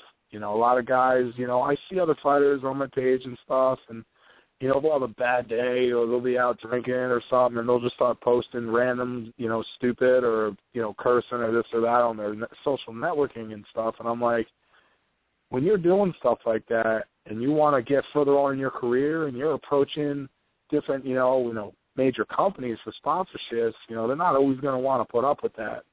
You know, so I always, you know, try and tell the younger guys, man, you know, always be mindful of what you're doing. Always, you know, try and be a positive role model, and, you know, just be careful what you put out there, because you never know who's watching or who's listening. You know, the same thing is also on the moral side of it. You know, my first fight, it hit home real big. I was walking around just, you know, to say, you know, thank everybody that came to watch me fight, and I was walking up to this one section where a lot of the younger kids that were in the middle school wrestling team came to see me fight. And as I'm walking up there, a dad, and kid had to be 4 or 5 years old, is walking next to him. And his dad tapped him on the shoulder. He looked around and looked at me and was like, I do karate. And I was like, wow, this kid's looking up to me. This is my first fight ever, you know. And I'm like, this is like a 4 or 5-year-old. And I'm like, thank God, you know. I was like, I'm a nice guy, you know. I was like, you know, I'm not, you know, carrying on and being crazy, you know, because this little 4-year-old kid may remember meeting me, you know, 10 years down the line. Yeah, for sure, man. That's that is sound advice. And I'm like you. I see some of these fighters who talk that stuff, and it's crazy. But man, I really do appreciate you doing this. I can't wait to watch it on Go Fight Live. I got so much respect for Lou Negley and his champion, my man, and big fight against Justin's coming up.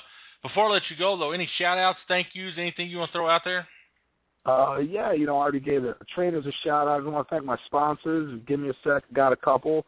But they help me train and pay the bills and, you know, keep me moving to the next fight. I got a John Miller Car Care Center, VIB Leasing Incorporated, Vespa of Philadelphia, Westfield Pest Control, Sweet Jenny's Restaurant, TLC Banner, Sign and Banner, Enzymes.com, Natural Pharmacy. They do all my supplementation, Headblade, Rick Collins and the Can Attorneys at Law, Coastal Sign Design, Blue Collegiate Training. Let's see. No, my official walkout shirt just released today. It's on sale for my fight with it's by the Unseen Armada. If you go to my website, brutalbrendanbarrett.com, you'll see it come up on the homepage, and it's on sale for the next 7 days for a special pre-sale before the fight. So if anyone's interested, checking out my shirt, you know, showing some support and buying one, that'd be great. Well, man, I can't wait to watch this fight. I love the heavyweights, and I think this is going to be entertaining. Best of luck, my man, with this fight and with your career. I really do appreciate the time, and we'll be tuned in, man. All right. Thank you very much, guys. I appreciate it. So, Ring of Combat heavyweight champion Brendan Barrett, who's going to defend his title on May 16th. Now, if you want to get in on the action, we've still got about 45 minutes left to go. 347-884-9986. You can Skype in. You can call in. You can, that's about it. Or you'll have to listen to it on the replay. So call in now. We've got Double Impact 3 to talk about. With us right now, one of the guys who I've got to hang out, be around, one of the toughest in the business, you know, in a win and a loss. He's always in the fight, and we get to watch him fight again this weekend, Mr. JP Felty. JP, what's going on, my man? Not much. How you been? Been doing well. I just talked with Seals earlier tonight, making sure he was going to be there to be in the corner. So, yeah, big fight coming up Saturday back in Ashland. The last fight, this is crazy, guys. I want to talk about this. The last fight, your wife had just had a baby, what, that Monday? Or that week? Crazy. Yeah, that Monday.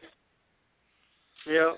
It was a long week, and then she went into ICU, had little complications, but everything worked out, and now he's a little chunky little thing. He should be at the fight with me. So. Did you find it easier training for this? Because I couldn't imagine. You came out and you got the win, very dominant fashion. You know, I just that wrestling, dude. That wrestling. When all else fails, I feel like you can drop them like nothing. But yeah. But that had to be a crazy week. Oh, a lot more calm going into this fight. Yeah, I didn't feel all that week. I mean, taking care of him, and then with her being in ICU, it was a little hectic. I mean, but it's one thing. I'd already made commitment to it, and she said okay with it, and she was doing okay. So I went out and tried to handle my business that I needed to get done that weekend. And then I was right back. And didn't go to the after party. I went back to the hospital to be with her. You know, this fight, you fought at the last Double Impact. You're coming back for this one, looking to make it 3 wins in a row. I feel like maybe you've turned that page. You know, you're a guy who's always been competitive. But I feel like now's that chance for you to make a run. You know, you've been dominant. Let me ask you this. What weight are you guys fighting at? 'Cause I feel like 155 may have been hard. No, see, 155 is actually the weight I should be at, but he couldn't make the weight, I guess, so we just agreed to go at 170. So this was going to be at 170. Do you feel more comfortable at 70 as far as how you feel going into the fight? Actually, I feel better at 55 and stuff, because at 170 I make it easy. And, you know, sometimes when you make a weight too easy, you know, the training slacks a little bit, because a lot of mine's my runnings where I get my weight off. And sometimes, you know, you can talk yourself out of skipping a day if you can make it real easy. Where at 55 I feel good. I mean, it's just a couple of them. You know, at 55 I was injured. Broke a couple ribs and stuff like that. But, I mean, it's like anything. It's just all about who you have around you training, and sometimes I didn't have the right training partners. But I've been doing good this time. I've been working on my stand-up a lot with Tom Hanshaw and Travis Hanshaw and Little Tom. So that's been the biggest, like, slack I've had as far as my hands, just letting them go. So I've been doing that and doing a little bit of boxing to get ready. So is that weird? Because you boxed Hanshaw, in which was an amazing boxing match, because there was zero shits given. You guys were throwing for the fences. I mean, it was really awesome to watch. But, you know, you guys went out there and had a war, and now you train together. Is that weird? No, it was one of those. It was more about the money for me. My promoter. Who's going to turn down $1,000 on a day and a half notice? Not me. And it was good. I mean, and I didn't even really know them at the time. I knew Travis. I didn't know Tom Jr.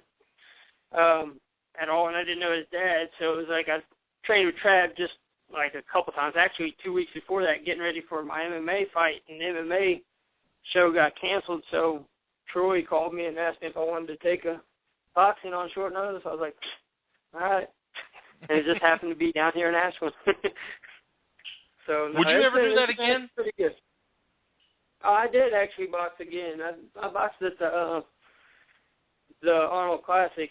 But the thing is, I fought Luke Zacharich, which it didn't go good. The thing is, my next boxing, the thing is, both boxing things I've done, both of them been like 6'3", one night, you know, not even my weight class.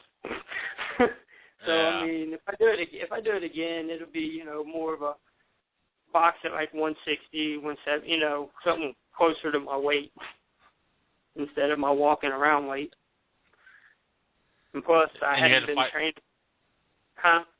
And you had to fight Zacharich, like, in his backyard, pretty much, which it was, right. like, right down the street. Yeah. How hard is it for you, like, in those boxing matches to not, because when I watched the last Manny Pacquiao fight, and I'm like, man, that double leg's right there. How hard was it for you not to go for that stuff? Well, the first one was hard, but it wasn't. It was one of the ones where I wanted to get close, and one time I almost fell trying to make sure I stayed on my feet.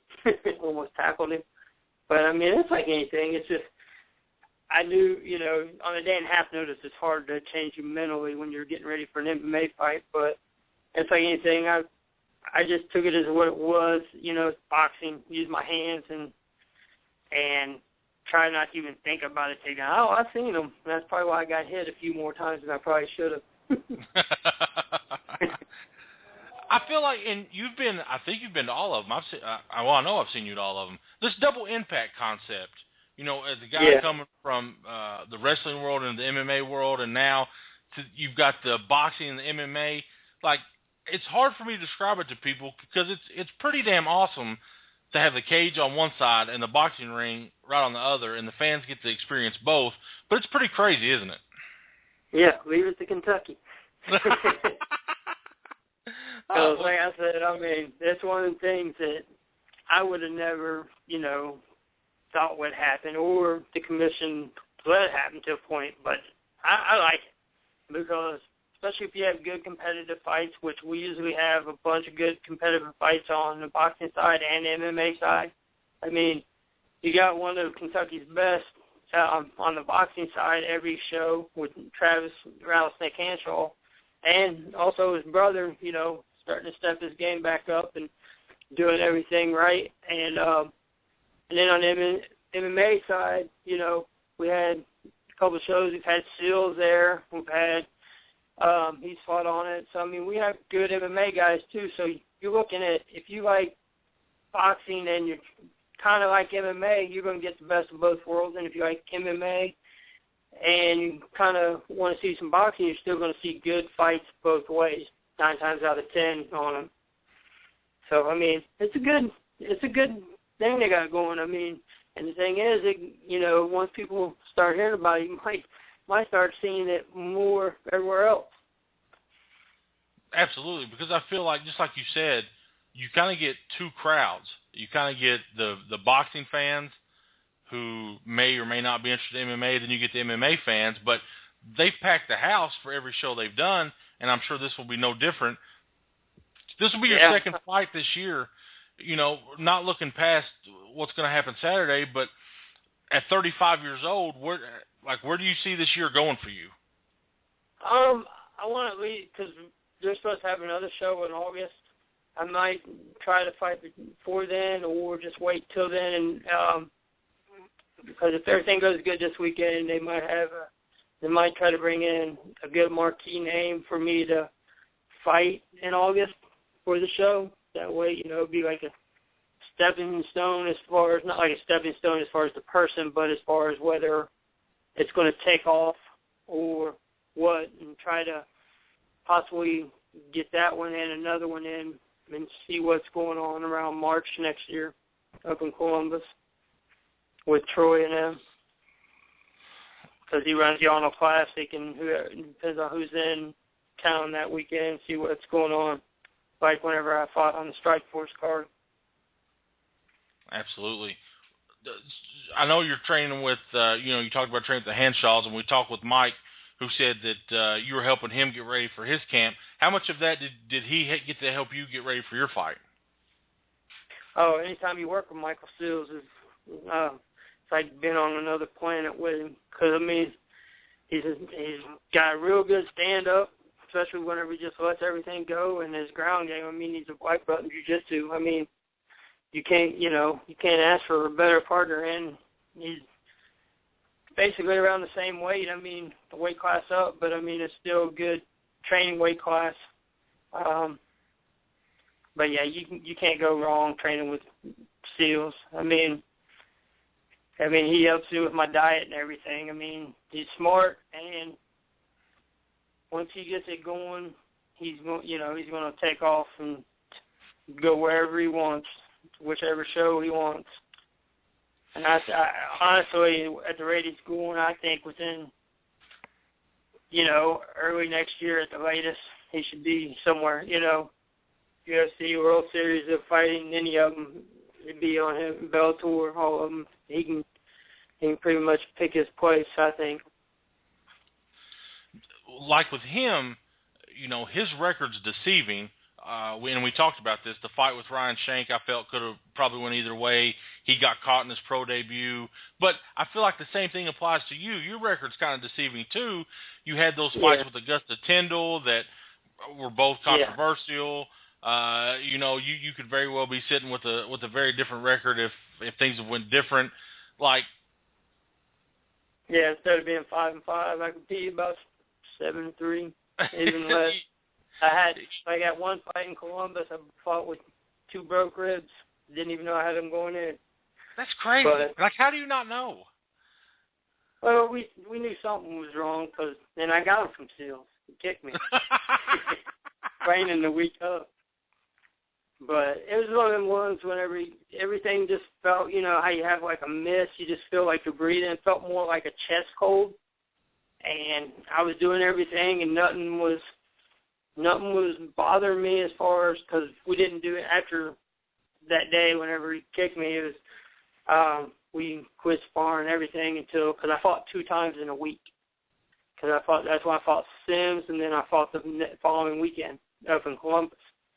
And it was just a missing breathing. It was more like I had a chest cold.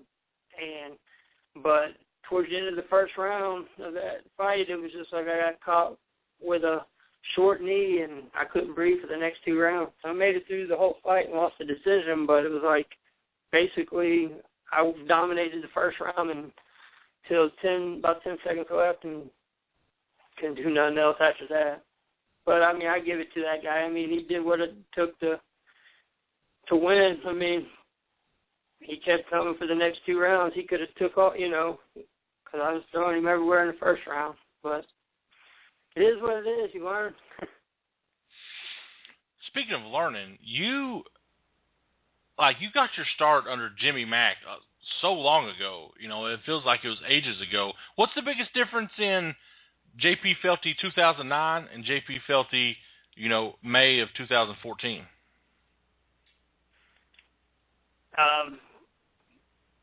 More tools instead of just wrestling. I mean, because then it was just wrestling. I mean, I know the choke is technically in jiu-jitsu, you know, barrier, but I didn't consider, you know, it was just a choke, you know. Anybody can choke somebody. But, I mean, my wrestling was more dominant than most people. Now I have it where I'm starting to let my hands go more. I'm more complete. I'm not going to say I'm a complete fighter, but I got enough to where I can stand with some people or I can take you down. And, like, the last guy I fought was a black belt in jiu-jitsu. So my ground game gotten a lot better, you know, to go with my wrestling. So, if anything, it's more diverse than it was before. Because, like I said, I just started out mainly as a wrestler that would take you down and try to choke you. Maybe beat on you a little bit and then choke you.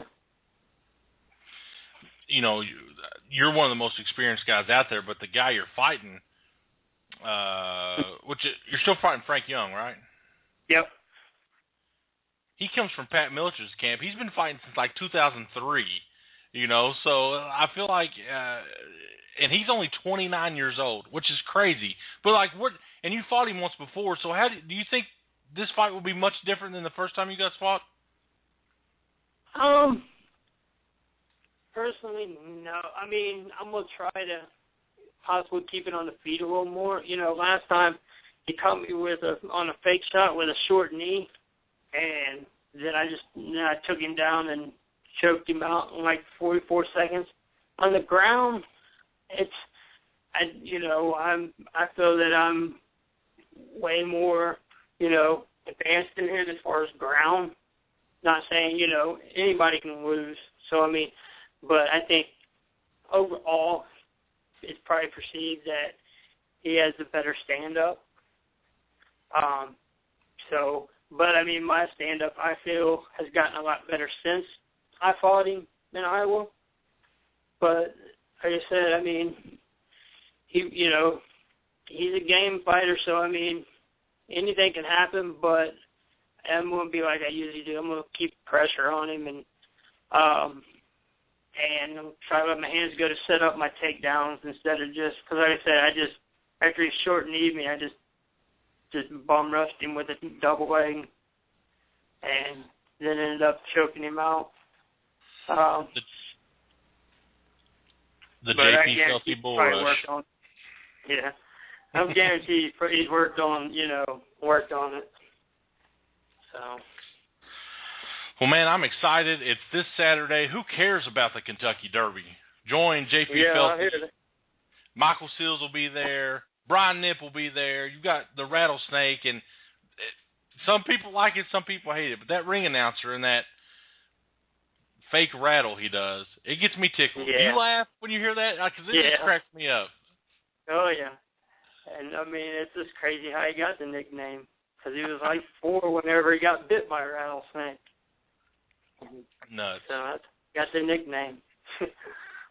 But I love Double Impact, East Coast Promotions, what they do, and I'm excited for this fight. Before I let you go, man, any shout-outs or thank yous or anything you want to throw out there? Yeah, I want to thank Tom Hansel and them, Travis and T-Bob, and my buddy Jason Pritt, even though he was supposed to fight, but he broke his hand on my head training. And Brian Knipp, and because Knipp and Tom are getting this all set up for us, and Tom's wife, Mindy. There's a bunch of people, Michael Seals, and we'll wish him also luck for he fights next weekend. So, I mean, we're just all busy. And hopefully I'll go Saturday and handle my business and go and hang out with the wife and kid afterwards. Absolutely. And I want to thank my wife especially, for putting up with me. Yeah, she needs the most thanks of all. You mentioned Jason Pritt. He doesn't look real. I mean, come on, man. He looks like he's, a little bit older, but where does that body come from? That's I don't know. crazy. He's the same age as me, and 20-year-olds would die to be chiseled like that. I mean, he's just I don't know. Ripped. He puts on 10 pounds and still has abs and ripped up. And all he does is work out and work. I don't know, he's got some crazy genes. Man. I mean, all he does is eat right. He's like Seals, Seals is another one that's always seems to be ripped up. I guess if you do eat right, you can walk around chiseled up all the time. And that's why I'll never look like that. Yeah, me neither. I get it when I make 55, have to find a 55 or whatever. I've seen you make 55, man. I know the struggles that you have to go through. Oh, so yeah. But I wouldn't wish that on nobody. But you make it. I have my fake ass for today, though. Well, JP, man, thank you so much for doing this. I'll see you Saturday. Until then, rest up, and I'll see you in Ashland. Okay, see you then. Thanks. JP Felty, everybody. Big fight this Saturday. Hey, JP, congratulations. To who? You. On what? For actually giving a shout out at 10:50 before we went to the archives to call in.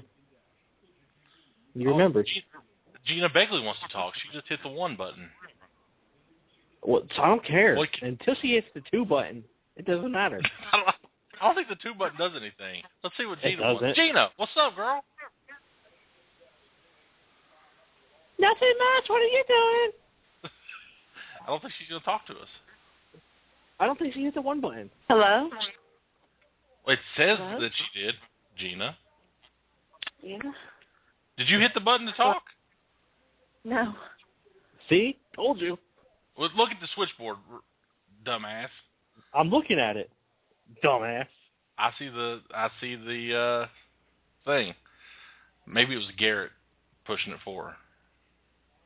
Yep. He's sitting right next to her. He hit the Put 1 you button. to sleep, Gina? No, I was listening, but I'm also watching Vikings. So, and I had my phone on speaker, and I heard you guys talk to me, and I'm like, what the hell? Well, we'll let you continue to watch Vikings. You can hear Aaron Garrett in his girly voice. All right, good deal. Sorry. Good deal. What are you doing, Garrett? How are you doing? What can I do for you? Hello, Aaron Garrett. I can't talk like a girl. I'm sorry. You look like a girl. Oh. Nothing but AG. Nothing but a butt. What's going on this week, guys? What are you doing? Are you going anywhere this weekend? There's St. Lucy's fight night at the ballroom. What's going on in Ohio? I don't know. I gotta go to the prom again this weekend. Doing another prom. Your girlfriend asked you to the prom? How cute. Yeah. Maybe it's his boyfriend. No. Juan, don't discriminate. Oh, you're right. Your partner. Yeah, Your partner. You told me, Gary, you told me you were busy this weekend. I did. Oh. Shut up. Hey, why'd you call me lazy? I don't know, because you are. You never come to Ohio. Fuck Ohio. And he never asked me. And he never asked any blah blah blah blah. I'm done. Cut me off. I'm drunk. Oh, you're drunk. And he never does anything I ask him to do. That's why you're lazy. I just don't trust you. Listen, I changed the way I do my Facebook post now because of you. Even though I told you I wasn't going to do it, I still do it. Wasn't even paying attention. I know, it's because you don't pay attention. Your lack of attention cost you a fucking job interview today. Maybe you'll learn from that. That was a low blow, and I hope you get in a car accident tomorrow. No. I hope you're the one getting fired. That's what I hope. Oh, then we'd just be two unemployed bastards, wouldn't we? Furby's unemployed. Be me, you, and Furby. Hey, if we get fired, could you find some work for Juan? Could he maybe come up and run DJ booth or kissing booth or something up there? DJ he'd be flirting with all the high schoolers. I don't know if I could trust him. That's true. That's true. Oh, baby Jesus. That hurts, guys. That hurts. I got three weeks in a row with proms. It's prom season right now. What is it, King Entertainment? I got little kiddies all around. Is that the name of your company, King Entertainment? No. Where'd you get that from? I don't know. What's the name of your company? Fox Entertainment. Fox, that's it. Yeah, no, it is Fox. King Fox Entertainment. Nothing but a butt entertainment. Nothing but a butt. Boom. OKC took the lead. Thank you. Just in case you guys were wondering. Nobody gives a shit about the NBA. Except Donald Sterling. What about that? Were you offended by him telling his girlfriend all that stuff? Who are you talking to? Either one of you. I don't think Garrett knows what's going on in the NBA. I didn't hear what you said. Donald Sterling told his girlfriend on a recorded interview that pretty much she could screw black guys or date them or whatever. He just didn't want her putting pictures of them on Instagram. Or coming to games. Or coming to, which 98% of his team's black, and probably 90% of the crowd's black. Right. That was a racist statement. I'm looking at the crowd now, and it's not 90% black. I don't trust you in percentages anyway. But I'm gonna fire you. I'm gonna fire you. Ban you from BluegrassMMA. On his behalf, he did get the number right. We were all sitting at B-dubs. I guessed way wrong, and he Told was you. Were you on the low side or the high side? I'm usually on the low side. I'm conservative. I was on the low side. I said 600 or 700, and I was wrong. What'd you say, Juan? Just over 1,000. That's not a bad show. No, it was a great show. For anything over 500 in local MMA is a good show. I can't quit looking at this picture of Patrick Ruby. It's getting me tickled. That's kind of weird. Your little caption, nothing to see here. Check out this headline you're going to see in the morning, Aaron. It says, "See which scantily clad fighter is returning to the cage at Coliseum Combat." You would maybe expect a girl. No, it's a naked Patrick Ruby taking a selfie in the bathroom mirror. You've seen that picture, right, Garrett, in the Real Indiana group? It got reported. No, they I'm looking right now. It's been posted. It's been posted a couple times, though. Oh. Yeah, so. It's a good picture. It's a good picture. It is a good picture. I mean, I don't know. The story behind the picture. Did you write what the story was? Mark Slater asked for the fighters to give them a fight pose, like a picture. My wife's walking in. I'm going to show her this picture. Look at this. The promoter said, send me a picture that we can put on a poster, and this is what the guy sent him. Abby says he's creative. He is creative. It was very creative. I guess it works. I mean, you didn't say it had to be a picture from the waist down. I'm going to take that picture tonight. Your what? I'm going to take that exact picture tonight. I threw up in my mouth. Oh, Lord. I love this part of the show. Juan and I did Pro MMA Now Radio, where we actually had a semi-intelligent back and forth for a good piece of it. I don't know how the longest I've ever talked. Yeah. Oh, so I've been practicing my rap game, by the way. Yeah. Rap game? My rap game. You probably didn't hear this, but on the Coyote Ugly show last week, somehow the conversation got into fighters challenging other fighters to rap battles, and McKinney brought up Aaron Garrett. Pretty much because you're a DJ, I think that's how it went. Yeah. And so... I could be the next Eminem. Telling you. You be a big goddamn Eminem. Hey, now, come on. Man, I'm sorry. I'm an asshole. I'm sorry. This comes from a guy who's... This coming from you, of all people. Son, come on now. Pot, meat kettle. Yes, indeed. So, back to local MMA here. And what what's about going this on big around pro fight our region? Set up for IT Fights 26? Oh, yeah, it's going to be a real good fight. I mean, both of them taking a layoff, but... Well, tell me about McCown, who went from fighting in Mansfield his first 3 fights to going down and fighting in CFA for his last 4 fights. Yeah, he got to travel for a while. Was he still training in Ohio and going to Miami? Yeah. That's crazy. And he doesn't have a license either. A driver's license? Nope. Did he get like DUIs or just don't know how to drive? I'm not sure. He just doesn't have a license. That's all I know. And well, he lives right across the street from the gym, so he just walks right over. What about this Canuck? He has pretty much the same story. He hasn't been fighting for a while. But, that's from the same gym. We bring all the other Canadians down, and they're always tough. Wait, if it's the same story, does he not have his license either? No, I don't know about that story. No. Might not have. I don't think you have to have a license in Canadian to drive or Canada to drive.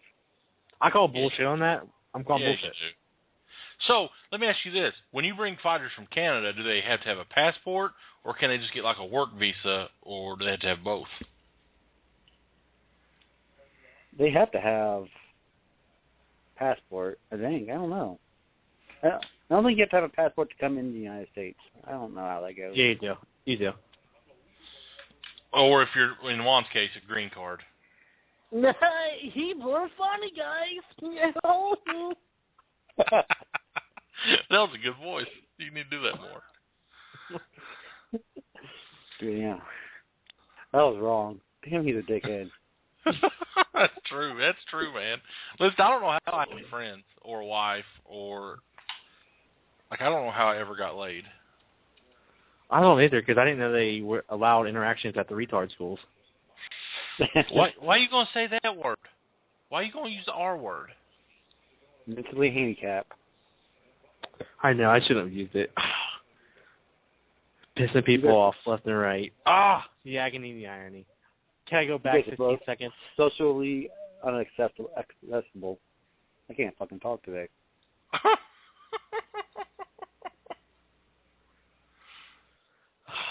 We all know how our politically correct society is these days. Oy. Anyways, what were we talking about here? Who knows? What's it matter? About No, I do have a question. So, do they have to have a work visa or not? That was my question. No, I don't think so. Or do you not do that because it's extra paperwork? Well, for amateurs, they're not actually working. And I think there's such a thing as a sports visa, too. Yeah, when I flew up to Canada a couple years ago for my Muay Thai fight, I didn't have to do any of that. But back then, I didn't have to have a passport either. So. Well, you fought Muay Thai in Canada? Yeah. Did you lose? No, I won that one. That's where you get them snappy kicks. Snappy kicks? Is that a word? Snappy. Snappy. Not nappy, like Nappy Roots. Good band, by the way. From Kentucky, by the way. They went to school in Kentucky. They're not from Kentucky. Yeah, they're all from Western Kentucky. Thank you. No, they're not. Carlo Kellum was almost the 5th member. Yeah, he was. Country boys on the rise. Are there any fights this weekend that are good? I don't know. Where are you going? I'm going to a boxing MMA show. It's just boxing and MMA. Double impact. Bum, bum, bum. So does this show cut off at 30 minutes after the 2-hour mark, or does it really theoretically go on forever? No, it'll cut off. It'll just actually end it. Oh. Is there a way you can do longer than 2 hours? Yeah, if you pay another $30 a month, you can do another You can do another hour. So who really wants to listen to us that long? I mean, who knows? I mean, I listen to Ariel Helwani. You know, but he's actually good. He is good. Gary kind of sucks still. He's working there. He's getting there though. He's getting there. Trying. I'm watching this. They just put up a teaser for tomorrow's show. Dan Spawn's fighting. Yeah. Oh, Henzo Gracie's there. So did you guys listen or hear about the UFC announcement at 4:00 today? I did. I watched the whole thing. Yeah, I thought that was kind of. They just announced who the tough coaches were. Oh yeah, I saw that. Sorry, yeah. From Mexico, and it started the whole thing started in Spanish, and I was so pissed because I was like, where's the announcement? Because I know. Then finally, after 10 minutes, Dana and the other Mexicans came in. Yeah, I thought it was kind of they made this big of a deal about it. I mean, we all kind of knew it was coming.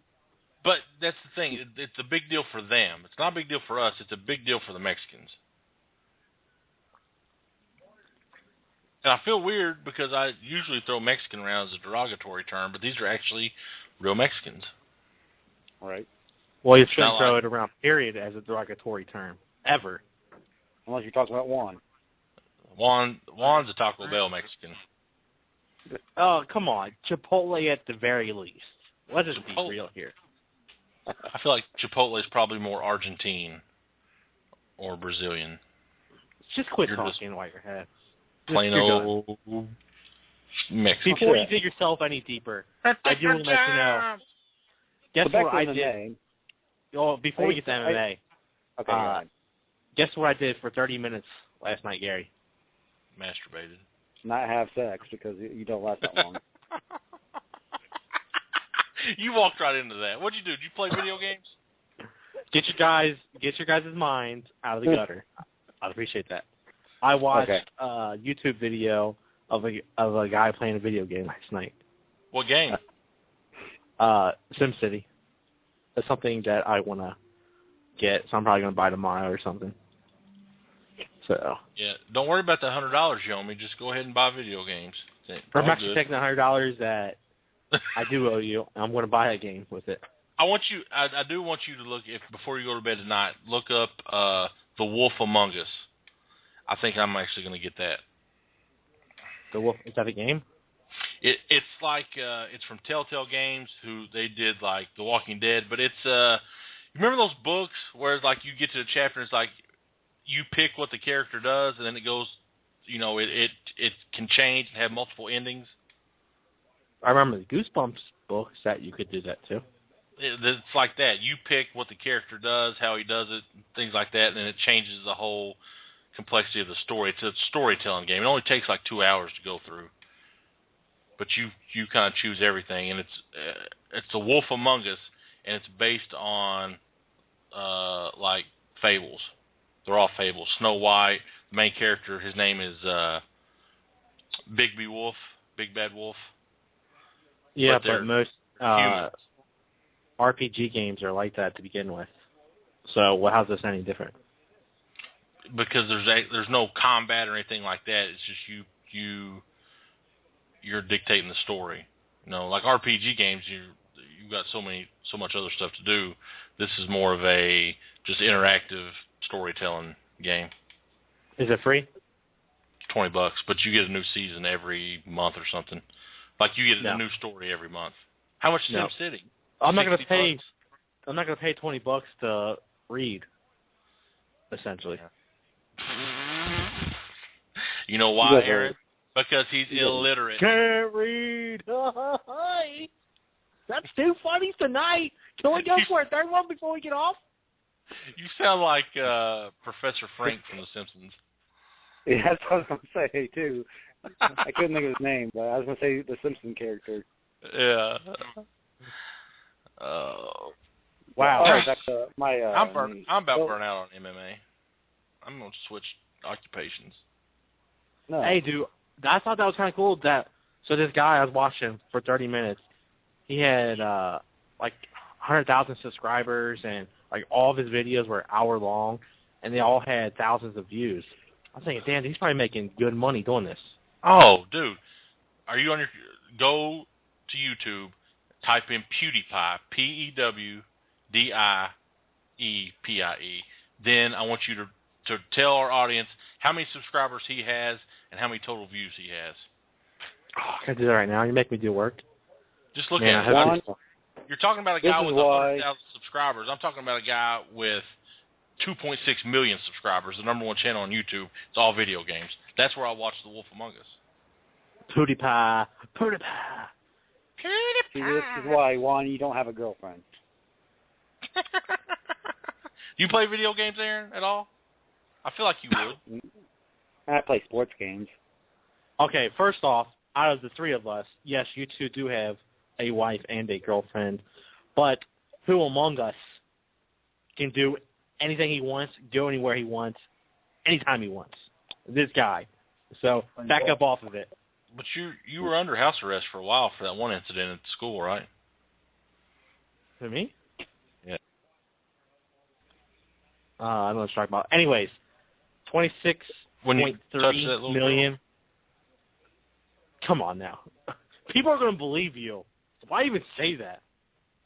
What? No, nothing like that ever happened. Oh, no, Juan's not. He never was convicted of that. No, shut up with your nonsense. Oh, I feel like we need like a 2-hour Joe Rogan style podcast where we just talk about stupid shit like this.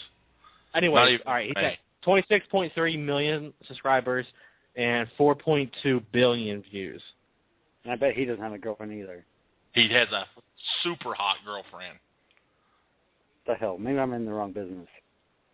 Just think about that. If you could sit here, like I've thought about doing this streaming, but I don't know. I suck at video games. Like there's only a few. Like I really like Diablo, like Hearthstone. I'm thinking about playing Heroes of the Storm when it comes out, but it's like all these weird games. Like I'm not even interested. I'm playing Plants vs. Zombies 2 on my phone. That's a pretty fun game. I forget what game I'm playing on my phone. The Clash of Clans. Oh yeah. Oh yeah. I was playing that. I accidentally deleted it. I was pissed. I'm pretty high level on that one. I got that game's boring though. I got a new HTC One M8, and it's pretty damn sweet. That's what my girlfriend has. She like it? Yeah. I think should have got a Note 3 though. Yeah, you've got a Note 3 that's the size of, somebody's head. All right. Maybe this will go on forever. I don't know. Maybe we'll. I was going to tell Juan real quick. So now you have 3 choices for May 31st. There's 3 shows on that day now. Yeah, there's the OFC, the Cage Madness, and... Oh, wait, is Cage Madness that day? Cage Madness is the 14th, isn't it? Yeah, that's on the same day as ours. No, so you have 31st. OFC, Big Gun, and who else? Rick Fitch up in Upper Sandusky. Wait, which promotion? Juan went. That's at 10 Toes Up or whatever. You went there. Oh, yeah. FXC. Yeah, gotcha. FX. They call it like 5,000 different things. I don't know what they call it. Yeah. I don't know what I'm going to do yet. I don't know if I'm going to go with you to OFC or if I'm going to let you do OFC, helping us out, and I go to Big Guns. I don't know if I told Gary, I'm DJing at the OFC, so. Yeah. Are you really? Yeah.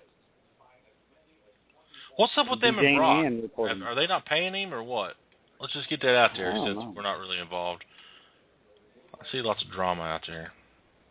Yeah, I see a lot of drama. I mean, I've heard both stories, them not paying him, and he says, or they say that they paid him for it, and I told him I'd stay out in the middle of that. That's something like the Real Indiana group should have on it. The Real Indiana. What? Hold on. Before we get cut off, let's go to the thread of the week. We need a little music for that. We need segment. Yeah, the thread of the week segment. You already had thread, but it got deleted. You said the naked picture one. I would have probably been the thread of the week. They reported the video and it's deleted. Or the picture. Yeah. So you have to pick a new one, I guess. 1, 2. There's a good post about Mark Slater versus Michael Lawson in a competitive food eating contest. The UFC Ultimate Food Consumption? Yeah. Yeah, him and his wing eating competition thing. Yeah, I saw that. Hey, I love Mark Slater. For reals. He does. I won't be able to go to that show. I won't either. Juan, it's all up to you. Wait, what show? Coliseum Combat, May 17th. Oh, yeah. I feel like we got something in Kentucky that night. I'm not sure, though.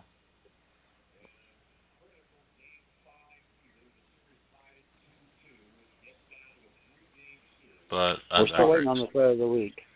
Yeah, you're kind of I think it's gonna be that one. I don't know. There's not. Let's go to the Real Ohio one. Is there any good threads in there? I don't think so. No, there's not. I did have a question though. Is the Bluegrass Brawl streaming their event this Friday? Next Friday. Is it next? Yeah, next Friday. They do pay-per-views. They do pay-per-views, but they don't put them out till like the next 2 weeks later. Oh, is that how they do it? Yeah. Oh. Well, never mind then. That's kind of not what I was looking for. Your boy, I just found out, Harry Hunsucker. Yeah. Has a new opponent. Who? He will be fighting Bobby Stacker. That'd be a good fight. That'd be a damn good fight. What's Michael Crabtree's record now? Who? Hello Kitty guy. Michael Cockerham. He. That's it. Yeah. 6-8, I think. 5-8, maybe. Oh, ain't bad as I thought it was gonna be. Why you trying to get him a fight? Maybe. Tell us what you got planned up at. How many pro fights you think you're gonna end up having? 3 or 4. We're trying 4, but we have 29 booked right now. But you know how that is. Oh, that's crazy, son. We have 3 girl fights. Heck yeah. Scott's daughter's fighting again. Who's her opponent? It's not 100% yet, but it might be one of the Canadians. Nice. That'll be interesting. We're 40 minutes into the archives and still going. Let's just see how long it'll go. Let's do it. I'm down. Especially since the Thunder hasn't sealed the deal yet. So. Since we're radio warriors, right? Yeah.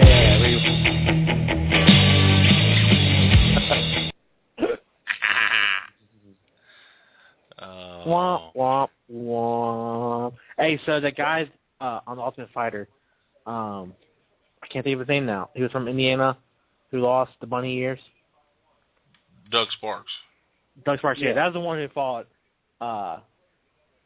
Asher down at Turf Wars, right? 14 or 15, I forget. And he walked out to quite possibly the greatest walkout song ever. Do you remember, Gary? I wasn't there. You were there. Yeah, you were. I wasn't there. Yeah, you were. No. It was the outdoor one. It was the outdoor one. You were there. No, I was at the main event. The outdoor one for me was Gino Perrin and Rob White. You're right. That was that one. Okay. Greatest theme song ever that I've ever heard was the Barney theme song. Did he wear the ears out to the fight? I don't recall him wearing the ears out.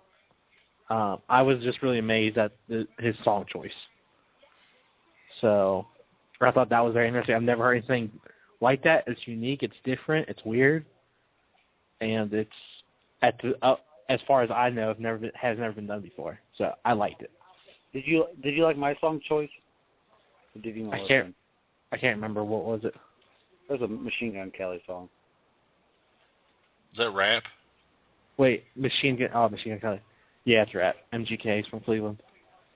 So, what would be your walkout song, Juan? Honestly, I thought about it. I would probably do a theme every fight. A lot of it would probably be pro wrestling type stuff. I really want to walk out to Shawn Michaels. Sexy boy. I would try to wear a costume and everything with it that the wrestlers wore just to make it entertaining. Come out like Rey Mysterio Jr. with a mask on. Yep. Take it off. Do the face paint if I was allowed. And then wear like the pants that Fritz wears for like certain Sting entrance or something like that. Did we ever find out if that's illegal? To wear face paint in Kentucky? Oh, face paint. I don't know. Well, if it's inside the Zorro or the Lone Ranger mask, I think so. Good one, huh? You know, the Lone Ranger mask. It's like just across the eyes. That's where you're allowed to put the Vaseline. Well, who knows? Maybe. I mean, that'd be cool if you could. You know what? I found surprising is no MMA fighters do the body paint for sponsors like they do in boxing. I would figure that would have been done. Man, Ariane Celeste looking fucking banging on this Instagram picture. I wonder how old she is. Who knows? You could probably Wikipedia it and find out. John Jones' cat. Jade Bryce. I bet she's weird. That John Jones cat looks badass. I'd have that cat. For real. Probably eat your ass off, though. She's 28 years old. She was born a month after I was. What guy has cats? Let's be honest here. John Jones has a fucking mean-ass cat.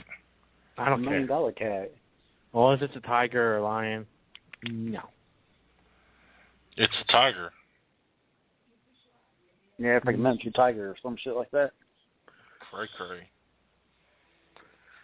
No. And lost it.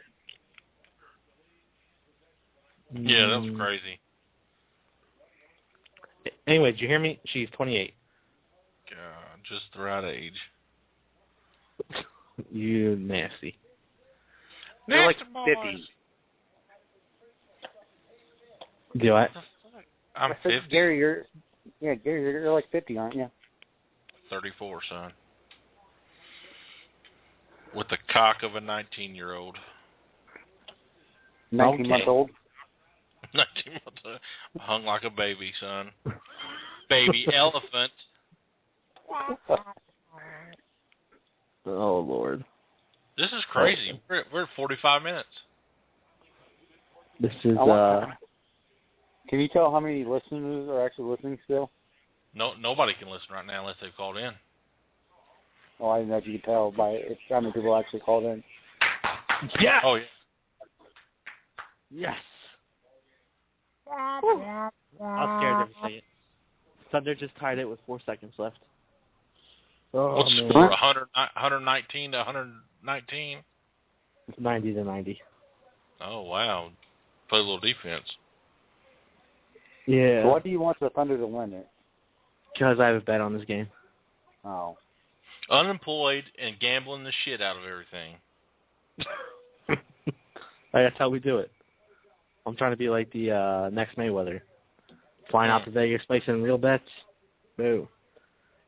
When's this fight happening? That's coming up, isn't it? Saturday. Oh, yeah, I'm going to watch that this Saturday. That's what I'm going to do.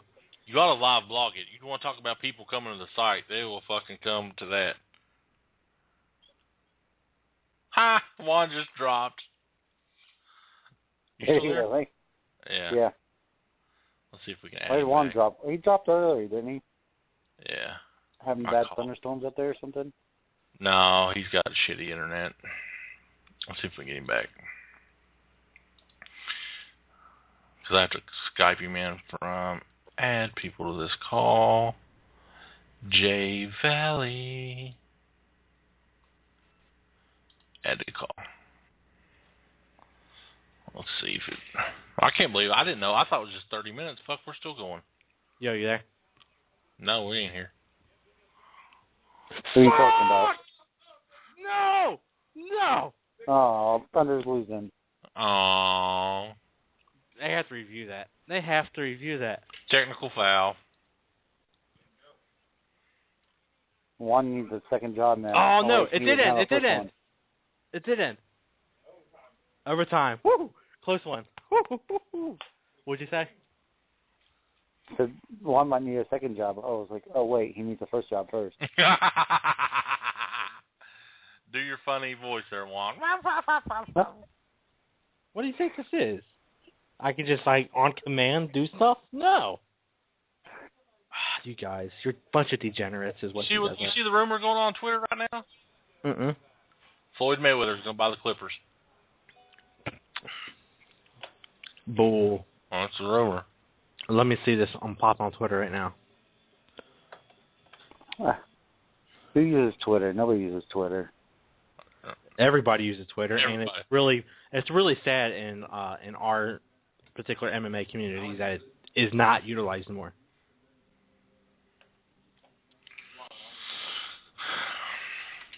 Huh?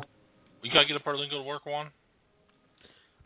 If by waking up early you mean like 11ish, yes, I have to wake up early then. Yeah, be jealous. Have they've been asking about me in our group chat? They miss me? You know what? Nobody cares. You left. That's your fault. I ain't gonna tell you nothing. I'm gonna start with me and Aaron. Me, Aaron, McKinney. I am in another one with McKinney, Kyle, and some other dude I don't know. Who's this guy?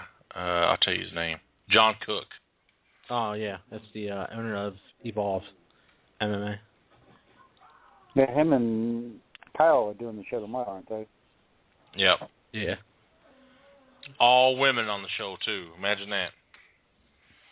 Yeah, David's not going to be in there on tomorrow. I know. I'm the producer tomorrow. Oh, sweet. Hold on a second. I'll tell you who's on the show. Their show does stuff. Nicole's on the show, isn't she?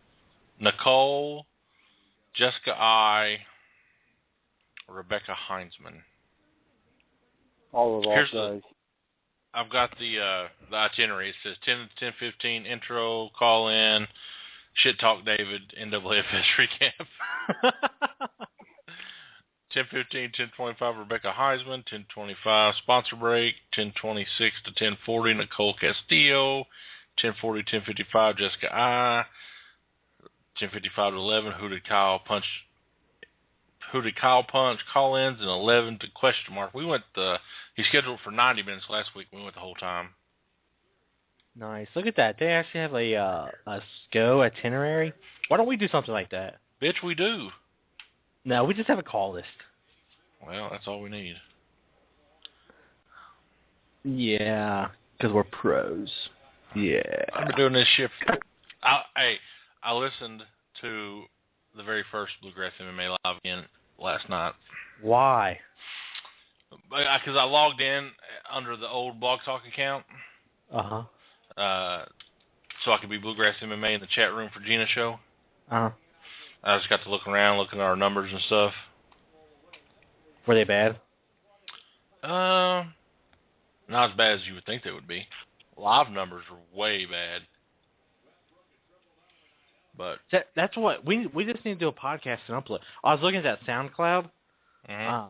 They have I thought it was all free. It's not. They have different levels, and we would have to pay $15 a month to have unlimited hours, so to say, to upload stuff. But that's just for upload, right? Well, it would host it. It wouldn't do. It's not live. Right. So we'd have to record it off air. But honestly, I mean, a lot of people do. Well, not a lot of people. But, I mean, that's how the CME is. I like the CME. They're not on SoundCloud, are they? Well, I mean, it's a podcast. They upload it. They don't do it live. Oh, right. But, I mean, I like how Ariel Wani does it, but he has video. And, I mean, if we don't do video, I don't see a point of us doing it live. Well, I just don't know, Juan. I just don't know how the fuck I'm going to make you happy anymore. Do some work. I mean, that's the first start. I wrote 2 articles a day. How many did you publish? It doesn't matter. Actually, okay. I wrote 5 articles. So Yeah. Actually, He wrote one. He wrote the IT Fight Series one, and somebody else was too busy to write one. I am doing something that I can't tell you yet, but it took a large chunk of the day. And it's going to take us, hopefully, to the next level.